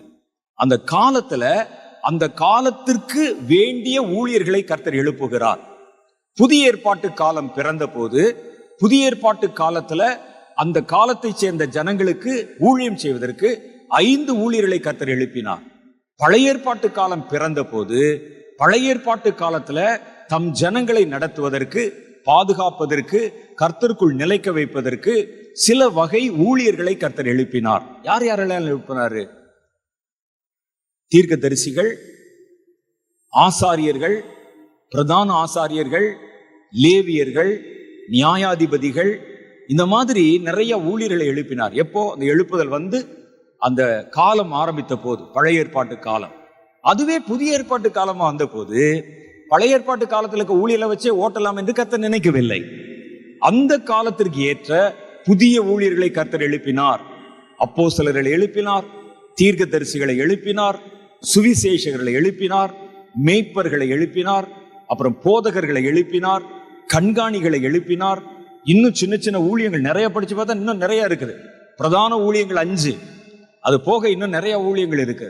அவ்வளவு ஊழியங்களை கர்த்தர் எழுப்பி புதிய ஏற்பாட்டு காலத்தில் அவர்கள் செயல்பட வேண்டும், அந்த எழுப்புதல் அணைந்து விடாதபடி வச்ச மாதிரி கர்த்தர் இந்த கடைசி காலம் வரும் பொழுது, இந்த கடைசி காலத்துல தம்முடைய ஜனங்களை எழுப்பவும், அந்த எழுப்புதல் கர்த்தர் வருகிற வரைக்கும் அணைந்து விடாமல் காக்கப்படவும், ஜனங்கள், எழுப்பப்பட்ட ஜனங்கள் சாத்தானுடைய தந்திரத்துல விழுந்து விடாதபடிக்கும், அவருடைய மிரட்டுதல்களை பணிந்து விடாதபடிக்கும் அவர்களை பாதுகாக்கவும் கர்த்தருக்கு இந்த 7 தலைமுறை ஊழியர்கள் தேவைப்படுகிறார்கள். ஒரு ஊழியர் ஜெப ஊழியர். ஏன்னா ஜெபம் இல்லாமல் எழுப்புதல் வரவே வராது, சாத்தியம் இல்லை. கர்த்தர் அவர்களை ஜெபம் பண்ண சொன்னார். முதல்ல புதிய ஏற்பாட்டு காலத்துல பாருங்க, எழுப்புதல் வரும்போது அந்த எழுப்புதலுக்கு ஜெபம் பண்ண சொன்னார். தொடர்ந்து அவருடைய வாழ்க்கை முழுவதும் ஜெபத்தோடு இணைந்துதான் ஓடினது. ஜெபம் இல்லாமல் எழுப்புதல் வராது. வந்தாலும் அந்த எழுப்புதல் நிற்காது. எழுப்புதல் வந்த பிறகு ஜெபத்தை கைவிட்டீங்கன்னா எழுப்புதல் உங்கள் கையை விட்டு போய்விடும். அப்ப அந்த எழுப்புதல் தொடர்ந்து நீடிக்க வேண்டுமானால் ஜெபம் வேணும். எழுப்புதலை பிறப்பிக்கிறதுக்கும் ஜெபம் வேணும், எழுப்புதலை வளர்க்கிறதுக்கும் ஜெபம் வேணும், எழுப்புதலை பாதுகாக்கிறதுக்கும் ஜெபம் வேணும். இவ்வளோ வேலை இருக்கு ஜெபத்துக்கு. அப்ப இந்த கடைசி கால எழுப்புதலுக்கு கர்த்தர் ஜெப ஊழியர்கள் வேண்டும் என்கிறார். அடுத்து சுவிசேஷ ஊழியர்கள் வேண்டும் என்கிறார். இந்த சுவிசேஷர்கள் வித்தியாசமா இருப்பாங்க. இவர்கள் இயேசுவை, அவருடைய ராஜ்யத்தை, வரப்போகிற ராஜ்யத்தை ஜனங்களுக்கு சாட்சியா அறிவிப்பாங்க. வேதம் சொல்லுகிறது, கடைசி நாளின் அடையாளமா கர்த்தர் பல காரியத்தை பேசுறாரு. அதுல ஒரு காரியம் சொல்றாரு, ராஜ்யத்தின் இந்த சுவிசேஷம் பூமியின் எல்லை எங்கிலும் உள்ளவர்களுக்கு சாட்சியாய் பிரசங்கிக்கப்படும், அப்பொழுது முடிவு வரும். அப்படின்னா என்ன அர்த்தம்? முடிவு வர்றதுக்கு முன்னால இந்த ஒரு சம்பவம் நடக்கும். என்ன சம்பவம்? உலகம் கடைசி வரைக்கும் இருக்கிற ஜனங்களுக்கு ராஜ்யத்தின் சுவிசேஷம் அறிவிக்கப்படுமா. அப்ப இதுவரைக்கும் நீங்க சொல்ற இந்த சுவிசேஷம் அல்ல, இது ராஜ்யத்தின் சுவிசேஷம். இது வேற. சுவிசேஷம் என்றால் உங்களுக்கு தெரியும், நற்செய்தி என்பது பொருள். ராஜ்யத்தின் சுவிசேஷம் என்றால் ஏதோ ஒரு ராஜ்யத்தை பற்றின நற்செய்தி. அது என்ன ராஜ்யம் என்று உங்களுக்கு தெரியும். இனி வரக்கூடிய இயேசுவின் ராஜ்யம், அதை குறித்த சுவிசேஷத்தை சொல்லணும். அந்த ராஜ்யத்தை சொல்லும் போது அந்த ராஜாவை பற்றி சொல்லணும். அப்ப இந்த சுவிசேஷ ஊழியத்துக்கும் இப்ப நம்ம செய்யறதுக்கும், கடைசி காலத்துல செய்ய போற சுவிசேஷ ஊழியத்துக்கும் என்ன வித்தியாசம் கேட்டா, இப்ப நம்ம இயேசுவை இரட்சகராக மாத்திரம்தான் காட்டுகிறோம். நம்முடைய பாவத்தை மன்னிக்கிறவர், நம்மை ரட்சிக்கிறவர், நம்மை கழுவுகிறவர், குணமாக்குகிறவர், விடுவிக்கிறவர், இவ்வளவுதானே காட்டுறோம். ஆனா இந்த சுவிசேஷத்தின் அடுத்த பகுதி இருக்கிறது, பரிபூரணத்துவம். இந்த இயேசுவை நீங்கள் ஆளுமை செய்கிற ராஜாவாய் காட்ட போறீங்க, அவருடைய ராஜ்யத்தை காட்ட போறீங்க. அது உலகத்தின் மேல் வரும்போது இந்த உலகம் எப்படி இருக்குன்னு காட்ட போறீங்க. ஏன்னா அடுத்து அந்த ராஜ்யம் வரப்போகிறது. அப்ப இதுவரைக்கும் நம்ம சுவிசேஷம் அறிவித்த போது, நான் இயேசுவை என் சொந்த இரட்சகராக ஏற்றுக்கொண்டேன். நம்ம எல்லாருமே அப்படிதான் பாருங்க, இயேசுவை நம்ம இரட்சகராய்த்தான் ஏற்றுக்கொண்டிருக்கிறோம். நம்முடைய பாவத்தை கழுவுகிறவராக நமக்கு இயேசு உள்ள இரட்சகராக இருக்கிறார். ஆனா நம்ம சொல்றோம் இயேசு தான் எங்களுக்கு ராஜான்னு சொல்றோம், அது வேற. இயேசு இரட்சகராக இருக்கிறார். ஆனா வெளியே பார்த்தா வேறு ஒருவரை நம்மை ஆளுமை செய்கிற அதிகாரியாகவும் ராஜாவாகவும் ஏற்றிருக்கிறோம். அப்படித்தானே? மோடியை பிரதமர் என்று நாம் ஏற்றுக்கொண்டிருக்கிறோம். அமெரிக்காவில் பைடனை ஏற்றுக்கொண்டிருக்கிறாங்க. ஒவ்வொருவரும் ஒவ்வொருவரை ஏற்றுக்கொண்டிருக்கிறாங்க. ஆனா என்னுடைய இரட்சகராக, மீட்கிறவராக, பாவத்தை கழுவுறவராக இயேசு. என்னை ஆட்சி பண்றவங்க, அரசியல் நடத்துறவங்க வேற. இதுதான் இன்னைக்கு இருக்கக்கூடிய நடைமுறை. ஆனால் கடைசி காலத்துல கர்த்தருடைய ராஜ்யம் வரும்போது உங்களை ரட்சித்தவர் யாரோ அவர்தான் உங்களுக்கு ராஜாவாகவும் இருக்க போகிறார். உங்களை கழுவினவர் யாரோ அவர்தான் சிங்காசனத்தில் இருக்க போகிறார். நீங்க ஒரு சர்டிபிகேட் வாங்கணும்னா அவர்கிட்ட தான் கையெழுத்து வாங்கணும். அவர் தான் உங்களுக்கு எல்லாம் கொடுக்கணும். as it is, இந்த உலகத்தில் இருக்க ராஜா மாதிரியே உலகத்தை ஆளுகிறவர் இயேசுவாக இருப்பார். அது இதுவரைக்கும் இந்த உலகம் பார்த்தது இல்ல. அதை குறித்து ஜனங்களுக்கு சொல்லணும். ஏன் இது கடைசி காலத்துல சொல்ல போறோம்னா, இயேசுவின் ராஜ்யம் இந்த கடைசி காலத்தின் முடிவிலே இந்த உலகத்தின் மேல் வரப்போகிறது. எப்போ ராஜ்யம் வருதோ அப்பதான் அந்த ராஜ்யத்தை பத்தி பேசணும். பாருங்கள், எலெக்ஷன் வரும்போதுதான், ஆட்சி மாறப்போறதுக்கு முன்னால எலெக்ஷன் வரும்போதுதான் அவரவர்கள் தங்களுடைய ஆட்சி பெருமையை சொல்லுவாங்க. நாங்க ஆட்சிக்கு வந்தா அதை செய்வோம், இதை செய்வோம், பெட்ரோல் விலையை பாதியா குறைச்சிருவோம், டீசல் மழையா பொய்யும், அதாக்கு இதாக்குன்னு சொல்லி தங்களுடைய ஆட்சி வந்தா எப்படி இருக்கும்னு எலெக்ஷன் நேரத்தெல்லாம் பேசுவாங்க. மற்ற நேரத்தில் பேச மாட்டாங்க. ஒரு ஆட்சி வர்றதுக்கு முன்னால்தான் வரப்போகிற ஆட்சியை பற்றி பேச முடியும். இயேசுவின் ஆட்சி நீங்கள் வாழ்கிற இந்த கடைசி காலத்தின் முடிவிலே வரப்போகிறது. அது வருகிற நேரம் நெருங்கி விட்டது. இப்ப இந்த ராஜ்யத்தை குறித்து செய்தி ஜனங்களுக்குள்ளே சொல்லப்படணும். இயேசு ஆட்சிக்கு வந்தால் எப்படி இருக்கும், நீங்க அதை போய் சொல்லணும். அதான் சுவிசேஷம் அவர்களுக்கு. ஏன்னா இப்போ இருக்கிற ஜனங்கள் இயேசுவை ரட்சகராக மாத்திரமல்ல, ராஜாவாகவும் உலகத்தில் அவர்களை ஆளுமை செய்கிற ராஜாவாகவும் ஏற்றுக்கொள்ள வேண்டிய நிர்பந்தம் இருக்கிறது அவர்களுக்கு. அதை பற்றி சொல்லணும். எப்படி சொல்லலாம் சொல்லுங்க. இப்ப நீங்க போறீங்க, இயேசு என்னை குணமாக்குகிறார் சொல்லிட்டோம். இயேசு நமக்காக வந்தார், சிலுவையில் அடிக்கப்பட்டார், ரத்தம் சிந்தினார், நம்மை மீட்டு கொண்டார், பாவத்தை அறிக்கை செய்தால் மன்னிப்பார், நம்மை அபிஷேகம் பண்ணார் சொல்லிட்டோம்.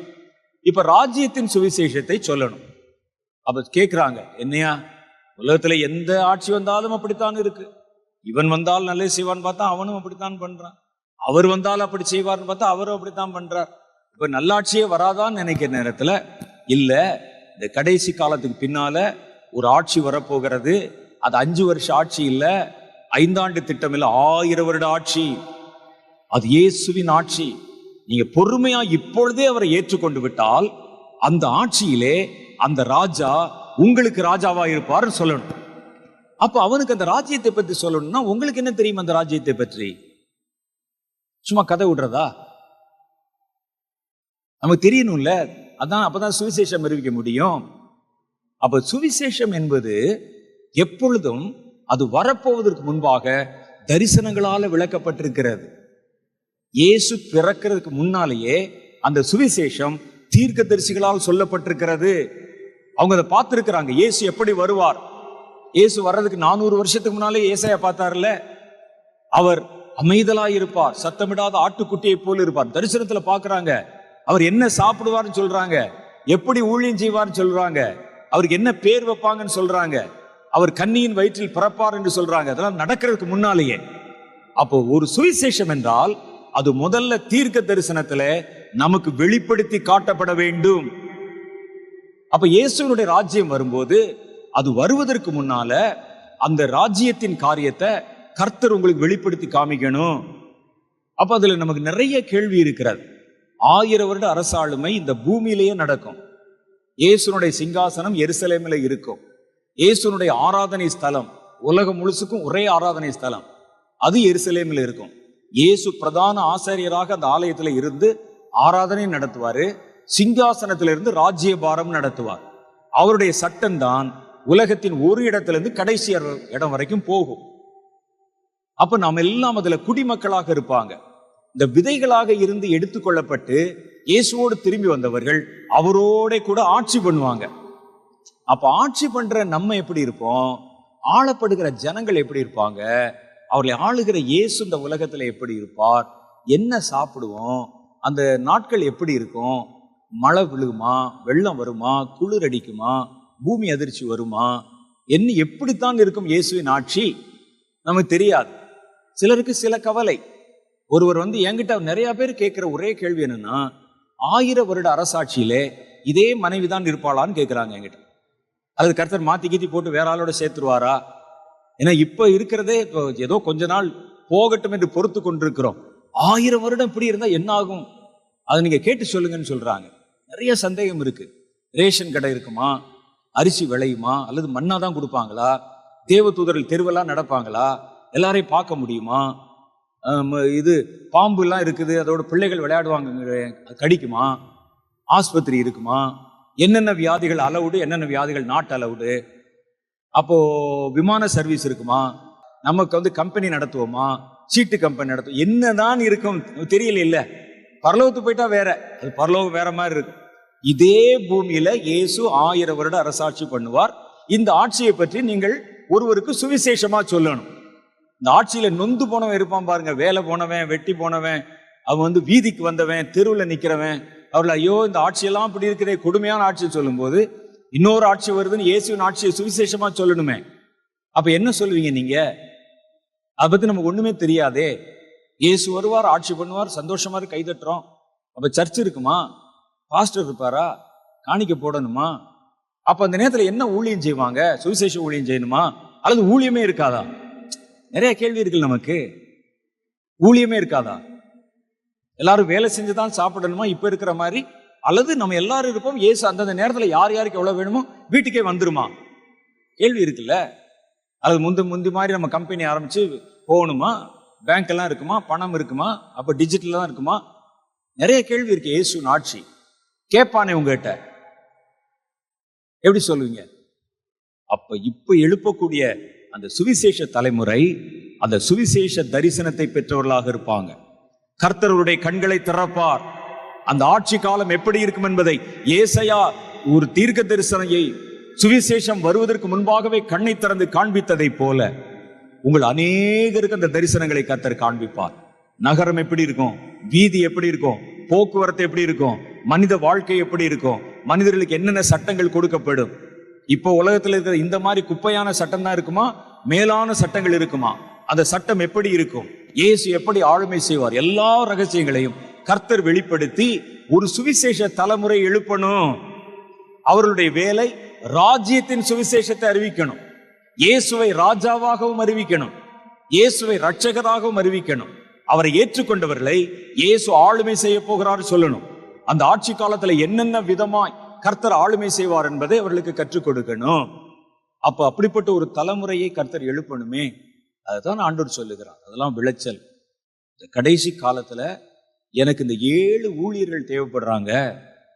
இந்த 7 ஊழியர்கள் 7 தலைமுறை.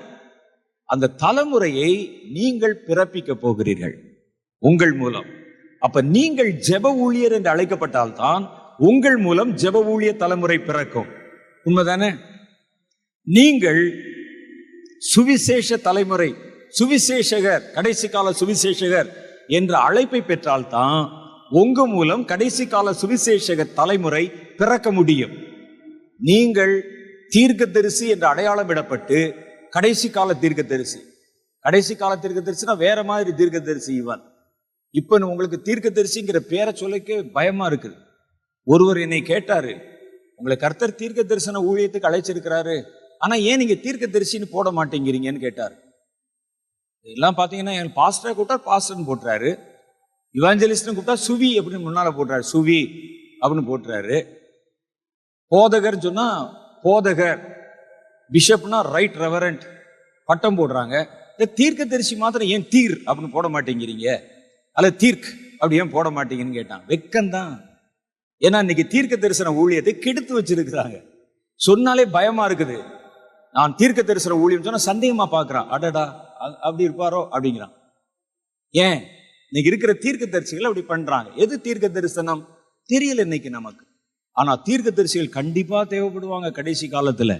ஏன்னா கர்த்தர் ஒவ்வொரு முறை உலகத்திற்கு வரும் பொழுதும் அவருக்கு பாதைகளை செவை பண்ணுகிற பணி தீர்க்க தரிசிகளுக்கு தான் கொடுக்கப்படுகிறது. இயேசு முதல் முறை இந்த பூமிக்கு இறங்கி வந்தார். அவர் வந்து போவதல்ல, 33 வருஷம் தங்க போறார் இந்த பூமியில. அவர் தங்க போறதுக்கு இயேசு இந்த உலகத்துக்கு வரணும். அப்ப வருவதற்கு முன்னால அவருக்கு பாதையை செவ்வை பண்ணணும். அப்பொழுது கர்த்தர் பாதையை செவ்வை பண்ண ஒரு மனிதனை எழுப்பினார். யோவான் ஸ்நானகன் என்பது அவருடைய பெயர். அவர் யாருன்னு கர்த்தர் சொல்லும்போது சொல்லுகிறார், கர்த்தருக்கு வழியை ஆயத்தம் பண்ணுங்கள் என்று வனாந்தரத்திலே கூப்பிடுகிறவருடைய சப்தம். அவன் ஒரு தீர்க்க தரிசி. இயேசு சொன்னார், ஸ்திரீகளில் பிறந்தவர்களில் யோவான் ஸ்நானகன் பெரிய தீர்க்க தரிசி என்று சொன்னார். எனக்கு இதை நான் படிச்சுட்டு நான் ஆரம்பத்துல பைபிள் படிச்ச போது எனக்கு இது புரியல. யோவான் ஸ்நானன் தான் ஸ்திரீகளிடத்துல பிறந்தவர்களையே பெரிய தீர்க்கதரிசி அப்படின்னு சொன்னார். ஆனா நான் யோசித்து பார்த்தேன், ஏசையா மாதிரி இவர் பக்கம் பக்கமா தீர்க்கதரிசனம் சொன்ன மாதிரி தெரியல. வந்தவங்களை திட்டி இருக்கிறாரு. விரியன் பாம்பு குட்டியே, வருங்கோபத்துக்கு தப்பித்துக்கொள்ள வகை காட்டினவன் யார்? இப்பொழுதே மரத்தின் வேரறியில் கோடாறு வைக்கப்பட்டிருக்கிறது அப்படின்னு திட்டினாரு. வந்த கூட்டத்தை பார்த்து விபச்சாரிகளே விபச்சாரிகளே சொன்ன, இப்ப நான் கேஸ் போட்டுருவான் சொன்னாரு. இவ்வளவுதான் பேசினார். யாரையாவது குணமாக்கி இருக்கிறாரா? ஏசையா மாதிரி, எலியா மாதிரி, எலிசா மாதிரி? அதுவும் இல்லை. எவனாவது சோமலன்னு சொன்னா தலையில போட்டுருவார் போல. பயந்தார்கள் ஒவ்வொருவரும் அவரை பார்த்தா. அவர் பேசுற தோரணை, சத்தம் பயமா இருந்தது. ஆனா இயேசு சொல்லுகிறார், இதுக்கு முன்னால் நிறைய தீர்க்கதரிசிகள் வந்திருந்தாங்க. அவர்கள் வானத்திலிருந்து நெருப்பு இறங்க காமிச்சாங்க. கர்த்தர் பேசுகிற வார்த்தை பக்கம் பக்கமா தீர்க்க தரிசனம் உரைச்சாங்க. அவர்களை எல்லாம் விட்டு இவர்களை ஒரு உயர்ந்த தீர்க்கதரிசி, ஸ்திரீகளில் பிறந்தவர்களில், ஸ்திரீகளிடத்தில் பிறந்தவர்களில் யோவான் ஸ்நானன் தான் பெரிய தீர்க்கதரிசின்னு இயேசுவே சர்டிபிகேட் பண்றாரு. என்ன அப்படின்னு எனக்கு தெரியல. ஒரு பாஸ்டர்கிட்ட போய் கேட்டேன். அப்போ ஆரம்பத்துல ரட்சிக்கப்பட்ட புதுசுல, பாஸ்டர் எனக்கு ஒரு சந்தேகம். என்ன தம்பி அப்படின்னு கேட்டார். எத்தனையோ பெரிய பெரிய தீர்க்கதரிசி இருக்கிறாங்க, ஆனா தீர்க்க தரிசனமே அதிகமாய் சொல்லாத, தீர்க்க தரிசன புஸ்தகம் கூட எழுதாத யோவான் ஸ்நானகனை போய் கர்த்தர் உலகத்துல அவன் தான் பெரிய தீர்க்க தரிசின்னு சொன்னாரே, அது ஏன் அப்படின்னு சொல்லி கேட்டேன். உங்களுக்கு ஏதாவது பதில் தெரியுதா? ஏன் சொன்னார்? எனக்கு தெரியல. இவர் என்ன செஞ்சாரு, ஏன் அப்படி சொன்னாரு அப்படின்னு கேட்டேன். அதுக்கு அந்த போதகர் சொன்னார், அதெல்லாம் குடும்ப விஷயம் தம்பின்னு சொன்னார். எனக்கு ஒன்றும் ஒரு குடும்ப விஷயமா, அதெல்லாம் அப்படிதான், அதெல்லாம் கண்டுக்கிற கூடாது அப்படின்னு சொன்னார். என்னது அப்படின்னு மறுபடியும் நல்லா சொல்லுங்க பாஸ்டர், எனக்கு தெரியணும் தானே கேட்கிறேன்னு சொன்னேன். அப்ப சொன்னார் அவர், இயேசுவின் தாய் மரியாளும் யோவானின் தாய் எலிசபெத்தும் உறவினர்கள், சொந்தக்காரங்க. ரெண்டு பேரும் ஒரே சொந்தக்காரர்கள் இருந்து வந்தவர். அதனால இவர் அவரை விட்டு கொடுக்காமல், இவன் தான் பெரிய தீர்க்க தரிசின்னு சொல்ல, அவர் இவரை விட்டு கொடுக்காம, இவர் தான் உலகத்தை பாவத்தை சுமந்துக்கிற தேவாட்டுக்குட்டின்னு சொல்ல, அதெல்லாம் குடும்பத்துக்குள்ள அதெல்லாம் சகஜம் தானே, வாரிசு அரசியல் அப்படின்னு சொன்னார். நான் அது உண்மையா இருக்குமோன்னு நினைச்சேன். இல்லாட்டா ஏசையா இவ்வளவு பேசினார், அவரை சொல்ல வேண்டியதானே, எரேமியா எவ்வளவு பேசினார், அவரை சொல்ல வேண்டியதானே, யோவானை ஏன் சொன்னாரு? என் மனசுல ஒரு சந்தேகம். ஆனா உண்மை அது அல்ல. அப்புறம் கொஞ்ச நாள் கழிச்சு பைபிள் படிக்கும் போதுதான் எனக்கு ஒரு உண்மை தெரிந்தது. எல்லா தீர்க்கதரிசிகளும் இயேசுவை குறித்து தீர்க்க தரிசனம் சொல்லி இருக்கிறாங்க. பைபிளை நீங்க பாத்தீங்கன்னா வந்த தீர்க்கதரிசிகள்ல இயேசுவை பற்றி சொல்லாத தீர்க்கதரிசியே கிடையாது. எல்லா தீர்க்க தரிசன புத்தகத்திலும் இயேசுவை பற்றின ஒரு செய்தி இருக்கும். நீங்க நல்லா படிச்சு பாருங்க. ஏசாயா, எரேமியா, எசேக்கியேல், எலியா, எலிசா யாரா இருந்தாலும் இயேசுவை குறித்து பேசி இருப்பாங்க, தீர்க்க தரிசனம் உரைச்சிருப்பாங்க. அவர்கள் எல்லாம் இயேசுவை குறித்து தீர்க்க தரிசனம் உரைத்தவர்கள். ஆனால் யோவான் ஸ்நானகன் ஒருவன் தான், இவர்தான் அந்த தீர்க்க தரிசனத்தில் வெளிப்பட்ட இயேசு என்று உலகத்துக்கு அடையாளப்படுத்தி காட்டினவன். மற்றவங்களாம் தரிசனம் தான் சொன்னாங்க, அது நிறைவேறினதை உலகத்துக்கு காண்பித்தார். பாருங்க, இதோ உலகத்தின் பாவத்தை சுமந்து தீர்க்கிற தேவாட்டுக்குட்டி. ஏசையா பேசின தீர்க்க தரிசனத்துல இருக்கிறவர், எரேமியாவில் உடைய தீர்க்க தரிசனத்தில் இருக்கிறவங்க அதை இதுவரைக்கும் செய்தியா தானே படிச்சீங்க, இதான் நேரா வந்து விட்டார் என்று அவரை உலகத்துக்கு அடையாளம் காண்பித்தார். இந்த தீர்க்க தரிசனம் தான் இருக்கிற தீர்க்க தரிசனங்கள் எல்லாவற்றின் மேல கிரீடம் வைத்த மாதிரி ஒரு தீர்க்க தரிசனம். அதனால்தான் இயேசு சொன்னார், மற்றவர்கள் தீர்க்க தரிசனம் உரைச்சாங்க, நீ இந்த தீர்க்க தரிசனத்தை ஜனங்களுக்கு அறிமுகப்படுத்தி வைத்தாய், அது யார் என்பதை காண்பித்தாய். எவ்வளவு பெரிய பாக்கியம் பாருங்க. அதனால்தான் யோவான் பெரிய தீர்க்க தரிசி. அப்ப இந்த யோவானை கர்த்தர் அனுப்பி தான் வரப்போவதற்கு முன்னால தனக்கு பாதையை செவ்வை பண்ணும்படி சொன்னார். வசனம் அப்படித்தானே சொல்லுது. ஏசையா இயேசுவை பற்றி மாத்திரமல்ல, இந்த யோவான் ஸ்நானகனை பற்றியும் தீர்க்க தரிசனம் உரைத்து இருக்கிறார். அவர் சொல்லுகிறார், வனாந்தரத்திலே கூப்பிடுற சப்தம் உண்டாகும், கர்த்தருக்கு பாதையை செவ்வை பண்ணுங்கள், பள்ளங்கள் எல்லாம் தாழ்த்தப்படும், மேடுகள் எல்லாம் தாழ்த்தப்படும், பள்ளங்கள் எல்லாம் உயர்த்தப்படும், பாதைகள் சமனாக்கப்படும் என்று வனாந்தரத்திலே கூப்பிடுற சப்தம் கேட்கும். இயேசு வர்றதுக்கு முன்னால பாதை செவ்வை பண்ண, அப்படி செவ்வை பண்ண அனுப்பினவருக்கு பேரு தீர்க்க தரிசி தான் அதை செவ்வை பண்ண முடியும். ஒரு சுவிசேஷன் அதை பண்ண முடியாது, ஒரு மேய்ப்பன் அதை பண்ண முடியாது. அது தீர்க்க தரிசிகளுக்கு கொடுத்த ஒரு வேலை, அது அவங்களுடைய ஊழியத்துல பிரதானம். ஆனா இப்ப இருக்கிற தீர்க்க தரிசிகள் அப்படிலாம் செய்யறது இல்லை. ஒருடைய பர்சல எவ்வளவு பணம் இருக்குன்னு சொல்றான் தீர்க்க தரிசி, நம்ம பேர் என்னன்னு சொல்றாங்க, கேட்டா வேற மாதிரி இருக்கு. இதெல்லாம் என்ன தீர்க்க தரிசனம் என்று மனம் நொந்து போகிறது. சரி, யோவான் விஷயத்துக்கு வருவோம். யோவான் இயேசுவுக்கு பாதையை செவ்வை பண்ணினவன். இயேசு முதல் முறை வந்த போது 33 ஆண்டு காலம் நம் நடுவிலே தங்கினார். வானத்தை பூமி உண்டாக்கின தேவன் எவ்வளவு நாள்? 33 வருஷம் நம்ம மாதிரியே தங்கினார். நம்ம நடுவுல நம்ம மாதிரி பேசி, நம்ம ஊர்ல இருக்கிற சாப்பாடு சாப்பிட்டு, நம்ம ஊர்ல இருக்கிற தண்ணியை குடிச்சு, நம்ம ஊர்ல இருக்கிற கல்லிலும் மண்ணிலும் நடந்து, நம்ம போடுற மாதிரியே ட்ரெஸ் போட்டு, நம்ம மாதிரியே இயேசு 33 ஆண்டு காலம் இருந்தார். 3 வருஷம் ஊழியம் செய்தார். 33 ஆண்டு காலம் இருந்தார், 3 வருஷம் ஊழியம் செய்தார். இந்த 33 ஆண்டு காலமும் அவர் மனிதர்களை போல இருந்தார். இவ்வளவுதான் இருக்க போகிறார். அவர் வந்த போது இவர்தான் மேசியா, இவர் கிறிஸ்து கர்த்தர் என்று ஒரு சின்ன கூட்டத்துக்கு தான் தெரியும். இயேசு ஒன்று பெரிய அளவில் ஊழியம் செய்து விடவில்லை. அவர் அமெரிக்காவுக்கு போறேன், ஜப்பானுக்கு போறேன், தைவான் போறேன், அங்க இந்தியா போறேன்லாம் போகல. கலிலேயாவை பட்டணத்தை சுற்றி இருக்கிற பகுதிகளே சுற்றி திரிந்தார். அவ்வளவுதான். நன்மை செய்கிறவராக 3 வருஷம். இப்படி அவர் வந்துட்டு போறதுக்கு ஒரு தீர்க்கதரிசி போதுமானவனாக இருந்தான். இயேசுவை இயேசுவாகவே அறிந்திருந்தவர்கள் அந்த நாள்ல வெகு குறைவு. கொஞ்சம் பேர் தான் தெரியும் இவர் கிறிஸ்து அப்படின்னு தெரியும். மற்றவங்களுக்கு எல்லாம் தெரியாது. போதகர்மா, ரபிமா, தீர்க்கதரிசிமா ஏதோ ஒன்று சொல்லுவாங்க. அவ்வளவுதான். அவருடைய வேலை அவ்வளவுதான் முடிகிறது. அவர் வந்தது நமக்கு ரத்தம் சிந்த, நம்மை கழுவுவதற்கான வழி உண்டு பண்ண. அதான் மெயின் மினிஸ்ட்ரி செஞ்சார், போயிட்டார். அப்ப அவர் வந்து ஒரு சின்ன குறுகின வட்டத்துக்குள்ளே ஊழியம் செய்து குறுகிய காலம் தங்கிட்டு போகிறதுக்கு பாதையை செவ்வை பண்ண ஒரு தீர்க்கதரிசி போதுமானவனாக இருந்தான். ஆனா இதே இயேசு மறுபடியும் இந்த பூமிக்கு வர்றாரு. பூமிக்கு வர போறதுக்கு முன்னால பாதைகளை செவ்வை பண்ண தீர்க்கதரிசிகள் வேண்டும். இந்த முறை இயேசு வருவதும் போது முதல் முறை வந்ததுக்கும் இதுக்கு வித்தியாசம் இருக்கு. முதல் முறை ஒரு சின்ன இடத்துக்காக வந்தார். ஆனால் இந்த முறை அகில உலகத்திற்கும் இயேசு வரப்போகிறார். ஒரே நேரத்துல அவருடைய வருகை எப்படி இருக்குமா? கிழக்கிலிருந்து மேற்கிலே மின்னல் தோன்றுகிறது போல் அவருடைய வருகை இருக்கும். எல்லா தேசத்திலும் ஒரே நேரத்தில். அமெரிக்காவிலும் இயேசு தெரிவாரு, இந்தியாவிலும் இயேசு தெரிவாரு ஒரே நேரத்தில். அதான் சொல்லுங்க, சாயங்காலமா இருக்கலாம், பகல் நேரமா இருக்கலாம், எந்த நேரமும். ஏன்னா இங்க சாயங்காலம்னா அங்க பகல், ஒரு இடத்துல பகல்னா இன்னொரு ஊர்ல ராத்திரி. ஆனா இயேசுவின் வருகை ஒரே டயத்துல நடக்கும், எல்லா இடத்துல நடக்கும். இந்த முறை வந்த இயேசு வந்துட்டு ஒரு 2 வருஷம் இருந்துட்டு வீட்டு போக போறது இல்லை. அவர் 1000 வருடம் இங்கே தங்க போகிறார். எல்லா ஊர்களிலும் எல்லா இடத்திலும் கர்த்தருடைய ஆட்சி வரப்போகிறார். அப்ப 1000 வருஷம் தங்க போற ஒருத்தருக்கு, உலகம் முழுவதிலும் அவர் சுற்றி தெரிய போகிற ஒருவருக்கு, உலகம் முழுவதும் உலகம் முழுவதையும் ஆட்சி பண்ண போகிற ஒருத்தருக்கு பாதையை செவ்வை பண்ண ஒரு தீர்க்கதரிசி போதுமா? அதனால்தான் கர்த்தர் உங்கள் ஒவ்வொருவரையும் தீர்க்கதரிசியாய் மாற்ற விரும்புகிறார். கடைசி நாட்களிலே மாம்சமான யாவர் மேலும் என் ஆவி ஊற்றுகிறேன். உங்கள் குமாரர்களும் குமாரத்திகளும் தீர்க்க தரிசனம் உரைப்பார்கள், வாலிபர்கள் தரிசனம் காண்பார்கள். கர்த்தர் ஏன் சொன்னார்னா, இவர்கள் எல்லாம் கடைசி காலத்துல பாதைகளை செவ்வை பண்ணணும். அப்ப இயேசு இந்த பூமியில வந்து இந்த பூமியை பிடிச்சு ஆடுறதுக்கு முன்னால 7 வருஷம் இந்த உலகத்தை சாத்தான் ஆண்டிருப்பானாமே. அப்ப சாத்தான் எத்தனை தீட்டான காரியங்களை பூமியில வச்சிருப்பான் பாருங்க. எல்லாம் களியாட்டு, விபச்சாரம், வேசித்தனம், கொலை, கொள்ளை, என்னென்ன அருவருப்பு இருக்குமோ எல்லாத்தையும் கொண்டு வந்து விக்கிரத்துக்கு ஒரு சிலை, எல்லாரும் அதை நமஸ்கரிக்கணும், சேவிக்கணும், நரபலி, பலியிடுகிற ஸ்தானங்கள் எல்லாத்தையும் தீட்டுப்படுத்தி வச்சிருப்பானே. இந்த இடத்துல இயேசு அப்படி வந்து அப்படியே ஒரு சிங்காசனத்தை போட்டு ஆட்சி பண்ணிடுவாரா?